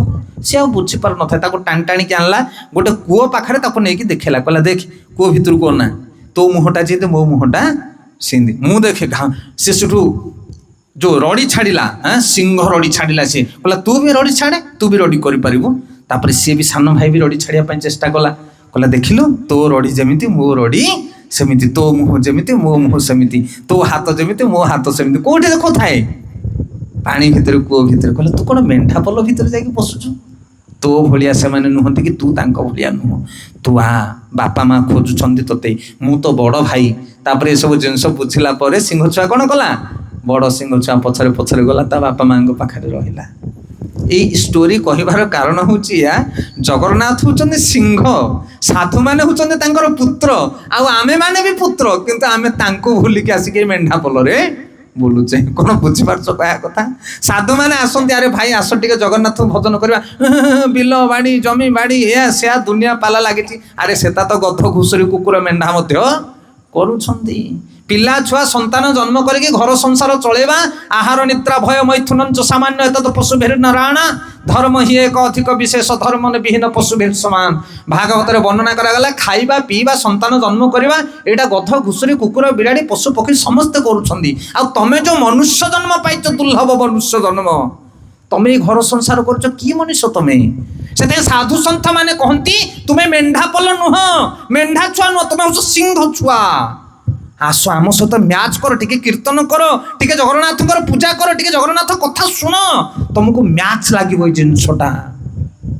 କାହିଁ ସଂସାର ଭିତରେ ମୁଣ୍ଡକୁ ପୁଡେଇକି କାନ୍ଦୁଛ ତମେ? ଆସ ଟିକେ ବାହାରି ଆସ। ଘାସ ଖାଇବା ପାଇଁ ତମେ ଚେଷ୍ଟା କରୁଛ, ତୁମେ ଘାସ ଖାଇପାରିବ ନାହିଁ। ଏଇ ଜଗତର ସୁଖ, ଆଜି ସକାଳେ ଆମେ ଗୋଟେ ସର୍ଟ ଭିଡିଓ ଛାଡ଼ିଥିଲୁ, ବିଡ଼ି ଖାଇକି ଗଞ୍ଜେଇ ଖାଇକି ମଦ ମାଂସ ଖାଇକି ନାରୀ ସୁଖ ଭୋଗ କରିକି ଏଥିରେ ତମେ ସୁଖୀ ହେଇପାରିବ ନାହିଁ। ତମ ପାଇଁ ସୁଖ ରଖା ହେଇଛି ଭିତରେ, ହରିନାମ ହରି କୀର୍ତ୍ତନ ହରି ପ୍ରସାଦ। ତାକୁ ଯେତେବେଳେ ଖାଇବ ତମେ ପ୍ରକୃତ ସୁଖ ପାଇପାରିବ। ମେଣ୍ଢା ଛୁଆ ଘାସ ଖାଇବ, ତମେ ମେଣ୍ଢା ଛୁଆ ଚିନ୍ତା କରନ୍ତୁ ଏ କଥା ପ୍ରସଙ୍ଗ। ସେଇଥିପାଇଁ ଏ ବଡ଼ ସିଂହ ଛୁଆ ହଉଛନ୍ତି ସାଧୁ ସନ୍ଥ ମାନେ। ସେମାନେ ଆମମାନଙ୍କୁ ଟାଣନ୍ତି, ଆମେ କିନ୍ତୁ ଆସୁନା। ଆସୁକି ଆମେ ବାବାଜୀ ଦେଖିଲେ ଡର ମାଡ଼େ ଆମକୁ। ସେମାନେ ଟାଣନ୍ତି, ଆରେ ଭାଇ ଆସ ଟିକେ ପ୍ରବଚନ ଶୁଣ, ଜଗନ୍ନାଥଙ୍କ କଥା ଶୁଣ, ହରିନାମ ଟିକେ କର, ଜୀବନ ପରିବର୍ତ୍ତନ ହେଇଯିବ, ଆନନ୍ଦିତ ହେଇଯିବ, ସଂସାର ଦୁଃଖକୁ ତମେ ଭୁଲିଯିବ, ଆସ ଆସ। କିନ୍ତୁ ତାଙ୍କ ଗୁହାରି ଆମେ ଶୁଣୁନା। କିନ୍ତୁ ଭାଗ୍ୟବାନ ସେଇମାନେ ଯେଉଁମାନେ ସାଧୁ ସନ୍ଥ ମାନଙ୍କର କଥା ଶୁଣି ଆସିକି କଥା କୀର୍ତ୍ତନରେ ଅଂଶଗ୍ରହଣ କରନ୍ତି, ଆଉ ତାପରେ ସେମାନଙ୍କ ଜୀବନ ପରିମାର୍ଜିତ ହୁଏ। ତେଣୁ ଜଗନ୍ନାଥଙ୍କ କଥା ଶୁଣ, ନିଜ ବିଷୟରେ ଶୁଣ, ଜଗନ୍ନାଥଙ୍କ ବିଷୟରେ ଶୁଣ, ତାପରେ ତୁମ ଜୀବନ ନିଶ୍ଚିତ ଭାବରେ ପରିବର୍ତ୍ତନ ହେବ। ହରେ କୃଷ୍ଣ କୃଷ୍ଣ କୃଷ୍ଣ ହରେ ହରେ, ହରେ ରାମ ରାମ ରାମ ହରେ ହରେ। ତେଣୁ ସାଧୁ ସନ୍ଥ ମାନଙ୍କ ପାଖରେ ଭଗବାନଙ୍କର କଥା ଶ୍ରବଣ କରିବା ଦରକାର। ସାଧୁ ସନ୍ଥଙ୍କ ମୁଖରୁ ଯେଉଁମାନେ ଅନୁଭବୀ, ଭକ୍ତ ମାନଙ୍କ ପାଖରୁ ଜ୍ଞାନ ଶୁଣିବା ଆଉ ଜ୍ଞାନୀ ମାନଙ୍କ ପାଖରୁ ଜ୍ଞାନ ଶୁଣିବା ଭିତରେ ବିଭିନ୍ନତା ରହିଛି। ଭକ୍ତ ମାନଙ୍କ ଠାରୁ ଜଗନ୍ନାଥଙ୍କ ବିଷୟରେ ଶୁଣିଲେ ଜଗନ୍ନାଥଙ୍କ ପ୍ରତି ତୁମର ରତି ପ୍ରୀତି ଜାଗ୍ରତ ହେବ। କିନ୍ତୁ ଜ୍ଞାନୀ ମାନଙ୍କ ଠାରୁ ଜ୍ଞାନ ଶୁଣି ତୁମେ ଜଗନ୍ନାଥଙ୍କ ସେବା କରିପାରିବ ନାହିଁ, ଅହଙ୍କାର ଅଭିମାନ ସୃଷ୍ଟି ହେବ। ତେଣୁ ଆମେ ସେ ଜଗନ୍ନାଥ ମହାପ୍ରଭୁଙ୍କର ଗୁଣଗାନ କରିବା, 2 ଦିନ ଶ୍ରବଣ କରିବା ଜଗନ୍ନାଥ ମହାପ୍ରଭୁଙ୍କ ବିଷୟରେ। ଏ ଜଗନ୍ନାଥ ମହାପ୍ରଭୁ କିଏ, କାହିଁକି ଏଭଳି ରୂପଲାବଣ୍ୟ ତାଙ୍କର, କ'ଣ ବିଶେଷତ୍ୱ ରହିଛି ଜଗନ୍ନାଥଙ୍କ ପ୍ରତିମାରେ? ଯେମିତି ଆମେ ଚୈତନ୍ୟ ମହାପ୍ରଭୁଙ୍କ ବିଷୟରେ ଶୁଣିଲେ ସେ ପତିତ ପାବନ ଗୌର ହରି, ସେମିତି ଜଗନ୍ନାଥ ମଧ୍ୟ ପତିତ ପାବନ ଜଗନ୍ନାଥ। ସେ କେମିତି ଉଦ୍ଧାର କରିବା ପାଇଁ ଆସିଛନ୍ତି ଜୀବମାନଙ୍କୁ। ଜଗନ୍ନାଥ କିଏ, କି ସୁନ୍ଦର ରୂପ ତାଙ୍କର, କ'ଣ ତାଙ୍କର ଲୀଳା, କ'ଣ ତାଙ୍କର ସ୍ୱଭାବ, କ'ଣ ସେ ଚାହାନ୍ତି ଆମମାନଙ୍କ ଠାରୁ, କେମିତି ତାଙ୍କୁ ପ୍ରସନ୍ନ କରିପାରିବା ଆମେ, ଏସବୁ ମୁଦ୍ଦା ବିଷୟରେ ଆମେ ଆଲୋକପାତ କରିବା ଜଗନ୍ନାଥ ଷ୍ଟକମରୁ। ଗୌର ନିତାଇ ଚନ୍ଦ୍ର ଭଗବାନ କି ଜୟ। ପ୍ରଥମ ଥର ଆମେ ଆଲୋଚନା କରିଥିଲେ, ଗୋଟିଏ ଶ୍ଲୋକ ମାତ୍ର ଗାଇଥିଲେ, ଆଉ ଆମର ଅଭିଳାଷ ଥିଲା କି ଏଠି ଜଗନ୍ନାଥ ଷ୍ଟକମ ଆମେ ଗାଇବା କେବେ, କାରଣ ଜଗନ୍ନାଥ ଷ୍ଟକମ ହେଉଛନ୍ତି ଜଗନ୍ନାଥଙ୍କର ଅତି ପ୍ରିୟ ପାଠ। ଜଗନ୍ନାଥ ଷ୍ଟକମ ସିନା ଆମେ ଗାଉଛେ, କିନ୍ତୁ ତା ଭିତରେ କ'ଣ ରହସ୍ୟ ଅଛି ତାକୁ ଆଲୋଚନା କରିବା, ଅବଲୋକନ କରିବା 2 ଦିନ ଭିତରେ। ହରେ କୃଷ୍ଣ। କଦା ବିପିନ ସଙ୍ଗୀତ କରବ, কদাচিৎ কালন্দিত বিভিন্ন সঙ্গীত করব, মুদা ভিরি নারী বদ ন কমলা স্বাদ মধুপ, মুদা ভিরি নারী বদ ন কমলা স্বাদ মধুপ, রমা শম্ভু ব্রহ্মামর কবি গণেশার্চিত পদ, রমা শম্ভু ব্রহ্মামর পতি গণেশার্চিত পদ, জগন্নাথ স্বামী নয়ন পথগামী ভবতু মে, জগন্নাথ স্বামী নয়ন পথগামী ভবতু মে। तो ये पंक्ति जगन्नाथ अष्टकम वर्णना करा जाउछि कदाचित कालंदी तट विपिन संगीत करबो मुदा भिरी नारी बदन कमला स्वाद मधुप रमा शंभो ब्रह्मा अमरपति गणेशार्चित पदो जगन्नाथ स्वामी नयन पथगामी भव तुमे।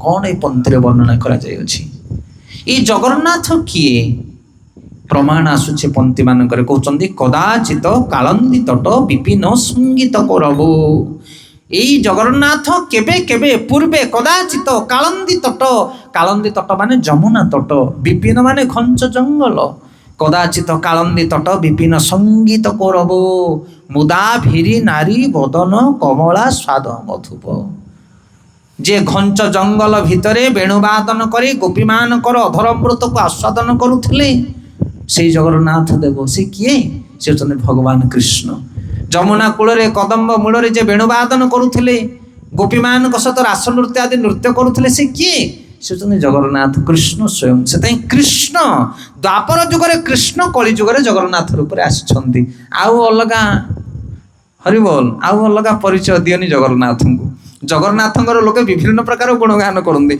जे जहाँ पारे ताहा कही चले ना आज्ञा शास्त्र को देखंतु शास्त्र को देखिले आप जानीपारे जगन्नाथ किए थरे पुरी जाऊँगी मु ट्रेन उपर बसी यही समय पुरी पाखापाखि गला आ 4-5 जन लोक बसुँच आम वेशभूषा को देखी जड़े पचारे कहले आप इस्कन कि मुझे हाँ इस्कन ना आप कृष्ण को भगवान बोली मानते मुझे हाँ कृष्ण तो भगवान मानवे कौन कथा अच्छे ना कि आम कृष्ण को भगवान बोली मानुनु मुझे क्या तुम भगवान बोली मानुच ना आम बापा माँ को भगवान बोली मानुଛୁ मुझे भल कथा आउ जड़े साइड थे कहले आमे आमे आमे भगवान आउ क्या मानुଛୁ ମୁଁ तुम क्या मानुଛୁ से कहले से गोटे अलग कथा कहले आउ जड़े पाखे थे सी अलग कथा कहले 4-5 जनकर मत 4-5 प्रकार बाहरला हरि बोल हाँ कि नहीं एमती हुए समाज रे गाड़ी पछरे लिखाई कर्म ही भगवान पितामाता भगवान निराकार होचंदी भगवान भगवान बोले किछि नाहंती भगवान आमे तमे समस्त भगवान अच्छा ना ये फिलोसफर लोक मैंने बुझी पार्छन कह कथा ताले भगवान किए आमर जुक्ति तर्क गोटे आरंभ हो गला से 5-7 जन भितर मुझे देखो जुक्ति कले किसी लाभ मिलिब ना तर्क अप्रतिष्ठ तर्क द्वारा भगवान को प्रतिष्ठा करा जाय परिबो नाही किंतु गोटे प्रश्न मु कहूँ आपण मानक आम 5-6 जन ये बसचे 5-6 जनकर 5 प्रकार मत तमें कहूच भगवान माने ये सी कहते भगवान माने ये मु कहूँ भगवान माने सी ये 5 जनक भितर सत्य घटनाटा आम केमिति जानिबा आपण मैंने कहतु आम 5 जन 5टा मत दौचे ए भर सत्य कौटा आम केमिति जानिबा तमें कहूच जगन्नाथ माने सिया तमें कहूच जगन्नाथ माने या मु कहूँ जगन्नाथ माने कृष्ण हेले आम 5 जन 5 मत आसुची जगन्नाथ विषय सत्य कौन केमिति जानिबा सत्य कौन तांको गोटे कथा मुझे शास्त्र को जीवा आम शास्त्र जहाँ कह ताहा सत्य से आम 5 जन कथा को जदि आम शास्त्र सहित मैच करवा शास्त्र कौन कहूँ साधु मैंने कौन कहते पूर्व महाजन मैंने कौन कहते कथा को आम स्वीकार करने पड़ो से जगन्नाथ होचंदी किए ना जगन्नाथ होचंदी स्वयं कृष्ण अच्छा कृष्ण किए कृष्ण होचंदी भगवान कृष्ण को छड़ा कहीं भगवान नहांती आपण कहे एमती केमी कथा तुम कृष्ण भक्त बोली कथा कहूच ना ना ना ना कृष्ण भक्त बोले नुह शास्त्र कहूँ कौ शास्त्र कहूँ समस्त शास्त्र जमी सब शास्त्र मान भर सार हूँ भगवत गीता रे व्यासदेव लिखिं कृष्ण जहाँ कहते कथा छाड़ी दियो तुम कह कृष्ण कहते से कहते मो भगवान बोली ना अर्जुन कहते मु खाली तुम कथा विश्वास करूनी नारद असित देवल व्यास समस्ते स्वीकार कर कृष्णस्तु भगवान स्वयं एते चान सकला पुंस कृष्णस्तु भगवान स्वयं इंद्रारी व्याकुल लोके मृढ़यंती युगे युगे कृष्ण को बुझा बड़ गहन कथा कृष्ण को बुझी पारे ना गोटे लोक कृष्ण को बुझी पारे आ कृष्ण को बुझा लोक जे सी जगन्नाथ को बुझब जगन्नाथ आउरी गंभीर तत्व आउरी गहन तत्व जगन्नाथ को बुझा एत सहज कथा नुह से अनेक शास्त्र समस्त शास्त्र वर्णना कराई कृष्ण होचंदी भगवान आपण शिव पुराण पढ़िबे से लिखाई शिव उवाच रुद्र उवाच ना नहीं नारद कहिबे नारद उवाच अर्जुन कहले अर्जुन उवाच संजय कहले संजय उवाच धृतराष्ट्र कहले धृतराष्ट्र उवाच कृष्ण कहले कौन लिखाई कृष्ण उवाच ନା ଶ୍ରୀ ଭଗବାନ ବାଚ। କିଏ ଲେଖିছে? ଆମେ ଲେଖିଛୁ ନା ତମେ ଲେଖିଛ? ବ୍ୟାସଦେବ ଲେଖିଛନ୍ତି। ସେଥିପାଇଁ ଭଗବାନ ହଉଛନ୍ତି କୃଷ୍ଣ। ଆପଣ କହିବେ ଭଗବାନ ଭିତରେ କଣ ଫରକ? ଭଗବାନ ମାନେ ୱାର୍ଡଟା କଣ? କାହିଁକି ସିଏ ଭଗବାନ? ନା ଭଗବାନ, ଶୁଣନ୍ତୁ ବୁଝିବା ପାଇଁ ଚେଷ୍ଟା କରନ୍ତୁ। ଏ ଭଗବାନ ମାନେ କଣ? ପରାଶର ମୁନି କହିଲେ 6ଟା ଐଶ୍ୱର୍ଯ୍ୟ ଯାହା ପାଖରେ ଥାଏ ସେ ହଉଛନ୍ତି ଭଗବାନ। ଐଶ୍ୱର୍ଯ୍ୟ ସମଗ୍ର ସମଗ୍ର ଐଶ୍ୱର୍ଯ୍ୟର ଯିଏ ଅଧିକାରୀ ସେ ହଉଛନ୍ତି ଭଗବାନ। ଯାହା ପାଖରେ ଅଧିକ ବଳ ଥିବ ତାକୁ ଆମେ କଣ କହିବା? ବଳବାନ। ଯାହା ପାଖରେ ଅଧିକ ଜ୍ଞାନ ଥିବ ତାକୁ କହିବା ଜ୍ଞାନବାନ।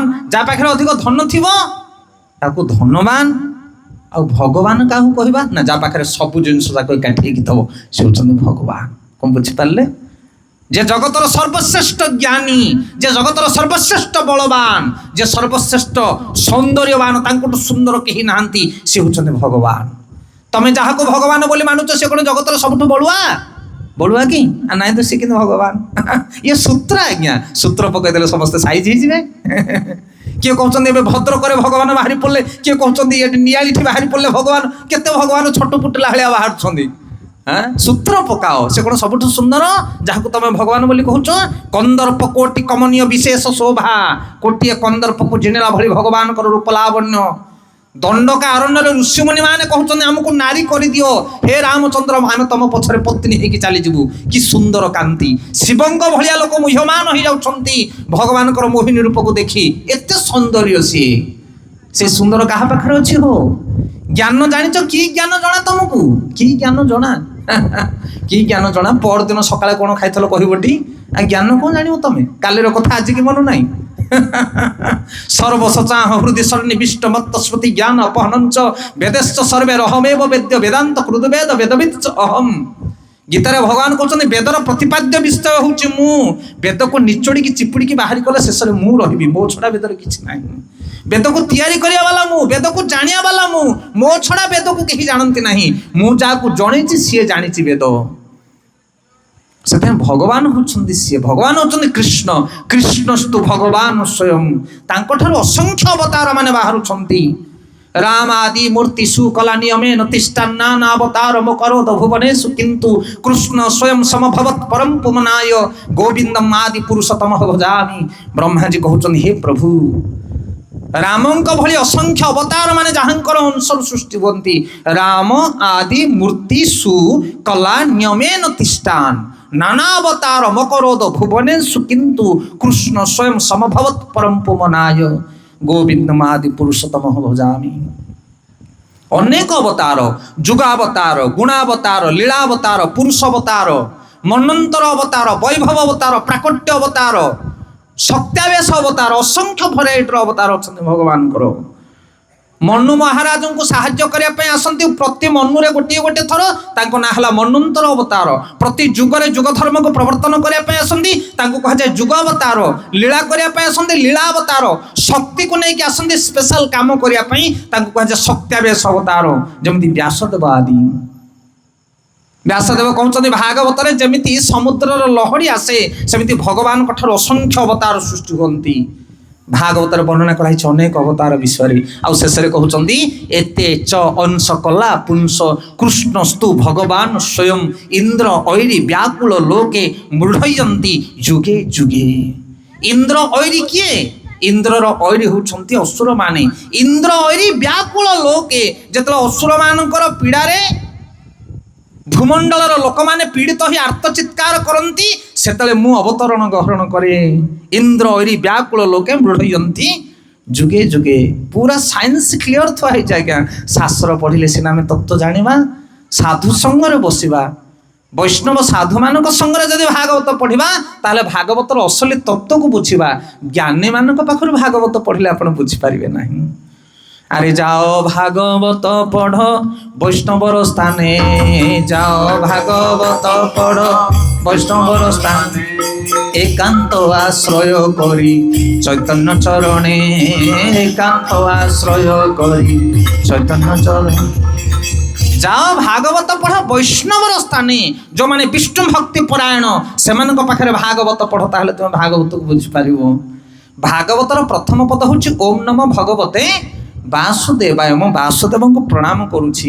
ଜ୍ଞାନୀମାନେ ବାସୁଦେବଙ୍କୁ ପ୍ରଣାମ କରନ୍ତିନି।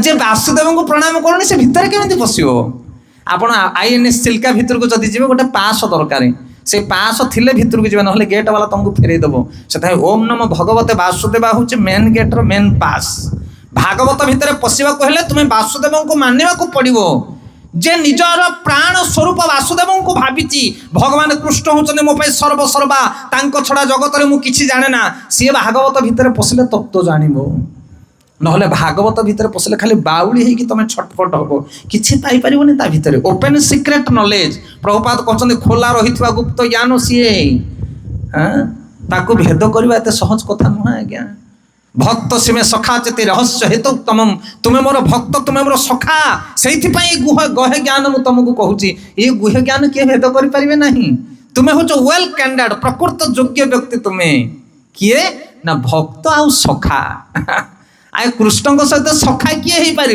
जे कृष्ण को गोटे मनुष्य बोली भावुची ना निराकार सहित किए सखा हम आ भक्ति अर्थ कौन भक्ति अर्थ सेवा जे भगवान सेवा न करुचे फूलमाला न गुंथुची भगवान पूजा अर्चना न करुचे से भक्त नुह से ज्ञानी ही पारे किंतु गीतारे भगवान कहले भक्त से में सखा चेती हे अर्जुन तुम्हें मोर भक्त तुम्हें मोर सखा से रहस्य ज्ञान को मु तुमको कहूची ज्ञानी माने ज्ञान भितर प्रवेश करि परिबे नाही त्रयी विषय वेदा नस्त्र गुण भवार्जुन ये जो वेद ज्ञान को नहीं जने मते बुझी पारिबे नहीं ये त्रिगुण रे बंधा सत्य रज तम गुण रे भितर बंधा किंतु भक्त होची गुणातीत जे गुणातीत स्तर को जाए सी मते जाने ये बहुत गहन कथा से कृष्ण को बुझवा एत सहज नुह आज्ञा आउ अति सहज अति कठिन से जो मैंने कृष्ण को बुझी जो मैंने कृष्ण को सेवार तल्लीन तांको पाखु जाओ तुम तुम बुझी पार आखिर लुह निकड़ी जीव भगवान को विषय जो चिंता कर तुमको गोटे दिव्य दृष्टि मिल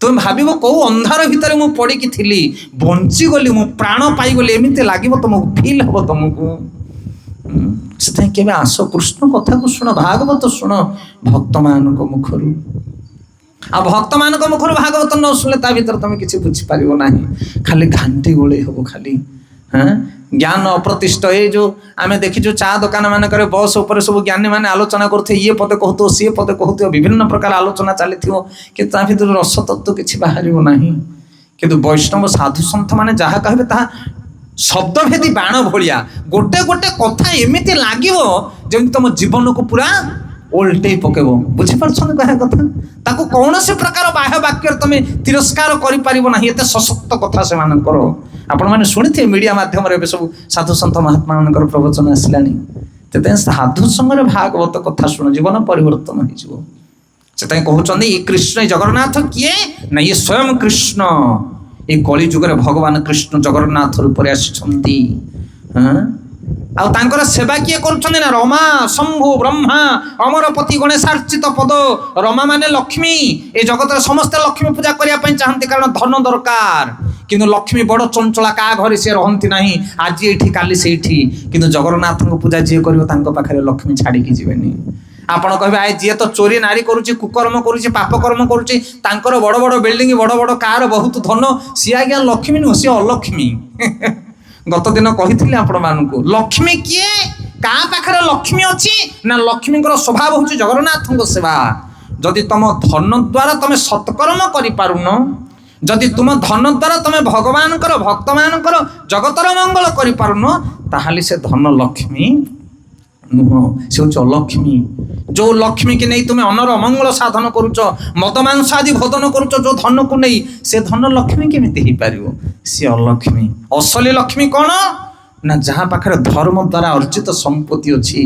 जो धन को लेकिन सी परमानंद प्राप्त होची सी हूँ लक्ष्मी सुदामा घरे विदुरर घरे जाकि भगवान शाग पखाल खाई नेले ना नहीं किंतु 56 भोग को छुईले दुर्योधन पाखे 56 भोग सजैक रखी सी अलक्ष्मी अर्जित धन सी से भगवान से गले ना से जदि प्रकृत में तुमको लक्ष्मी दरकार प्रकृत में सुख दरकार आनंद दरकार संपत्ति दरकार ताहले जगन्नाथ सेवा कर असली संपत्ति मिल जो संपत्ति तुमठू कहीं काढ़ी नहीं पारे ना कौन है संपत्ति की संपत्ति रखीच तुम गोटे लोक जाइथिला गोटे घोड़ा बिक्री करने गोटे घोड़ा हेले घोड़ा जो बिक्री कर देकी सी आसला से घोड़ार घोड़ा ओट ओट ओट भितर मुणी न थाए सब ओट ओटर पिठी ऊपर ଆଉ ସେ ମୁଣି ଭିତରେ ସେ କିଛି ହୀରା ରଖିଥିଲା, ହେଲେ ୟାର ମନ ନାହିଁ ହୀରା ବାହାର କରିବା ପାଇଁ।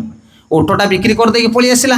ସେ 2 ଜଣ ମାଲିକ ଆଉ ସେବକ 2 ଜଣ ଆସିଥିଲେ, ତା ଓଟଟାକୁ କିଣିକି ନେଇଗଲେ। ଏମାନେ ଯେ ବିକ୍ରି କରିବା ବାଲା ବିକ୍ରି କରିଦେଇ ଘରକୁ ପଳେଇ ଆସିଲେ। ଅଧା ବାଟରେ ସେମାନେ ଓଟ ଉପରେ ବସିଛନ୍ତି, ସେ ମୁଣିଟାକୁ ପାଇଲେ। କି ମୁଣି? ହୀରା ମୁଣି। ସେ ଲୋକଟି ଭଦ୍ର ଲୋକ ଥିଲେ, ଯେ କିଣିକି ନେଇଥିଲେ, ସାଧୁ ପ୍ରକୃତିର ଲୋକ। କହିଲେ ନା ନା, ଆମେ ସିନା ଓଟ କିଣିଛେ, କିନ୍ତୁ ହୀରା ଯାକ ଆମର ନୁହଁ, ତା ହୀରା ଯାକ ଆମେ ନବାନି। ଫେରିକି ଆସିଲେ ସେମାନେ ଲେଉଟିକି। ଏବଂ ଆସିଲା ପରେ କାହାକୁ ପଚାରିଲେ? ଯାଠୁ ନେଇଥିଲେ ଓଟ। କହିଲା ଆଜ୍ଞା ଆପଣଙ୍କର ହୀରା ଯାକ ରହିଗଲା, ଆପଣ ନେଇଯାଆନ୍ତୁ। ନାରେ କେଡ଼େ ଭଦ୍ର ଲୋକ ତମେ, ହୀରା ଭଳିଆ ଜିନିଷ ମୋତେ ଆଣିକି ଫେରେଇଲ। ନିଅ ତମର ଅଧା ନେଇଯାଅ, ଆମେ ଅଧା ନେଇଯିବା, ଖୁସିରେ ମୁଁ ତମକୁ ଦଉଛି। ଇଏ କହିଲେ ନା ନା ଆଜ୍ଞା, ଆମେ କ'ଣ ପାଇଁ ନେବୁ? ଆପଣଙ୍କ ସମ୍ପତ୍ତି ଆପଣ ଭୋଗ କରିବେ, ଆମେ ସେଥିରେ ଅଧିକାର ନାହିଁ। ସେ ବହୁତ ରିକ୍ୱେଷ୍ଟ କଲେ, ଆରେ କିଛି ତ 1-2ଟା ନିଅ, ତମେ ଟୋଟାଲ ମନା କରୁଛ, ଏଇଟା କେମିତିଆ କଥା? ମୁଁ ଗୋଟେ ଋଣୀ ହେବି ତମମାନଙ୍କ ପାଖରେ, ହଜିଲା ସମ୍ପତ୍ତିକି ମୋତେ ଆଣିକି ଦେଲ ତମେ। ତାପରେ ଇଏ କହିଲେ ନାଇଁ ଆଜ୍ଞା, 2ଟା ମୁଁ ଆଗରୁ ରଖିଦେଇଛି। ହରିଭଲ। କ'ଣ କହିଲେ? କହିଲେ ମୁଁ 2ଟା ହୀରା ଆଗରୁ ରଖିଦେଇଛି, ଆପଣ ଆପଣଙ୍କ ହୀରା ନେଇଯାଆନ୍ତୁ। ତାପରେ ସେ ଲୋକଟି ଗଣିତି କଲେ, 50ଟା ହୀରା ଥିଲା, 50ଟା ଅଛି। କହିଲେ ଆପଣ କ'ଣ କହୁଛନ୍ତି? 50ଟା ହୀରା ଥିଲା, 50ଟା ଅଛି, ଆପଣ କହିଲେ 2ଟା ରଖିଦେଇଛନ୍ତି। ନା ଆଜ୍ଞା, ମୁଁ ଯେଉଁ ହୀରା ରଖିଛି ଆଠାରୁ ମଧ୍ୟ ବହୁ ମୂଲ୍ୟବାନ ହୀରା। ନା କ'ଣ ହୀରା ତ ସେତିକି ଅଛି?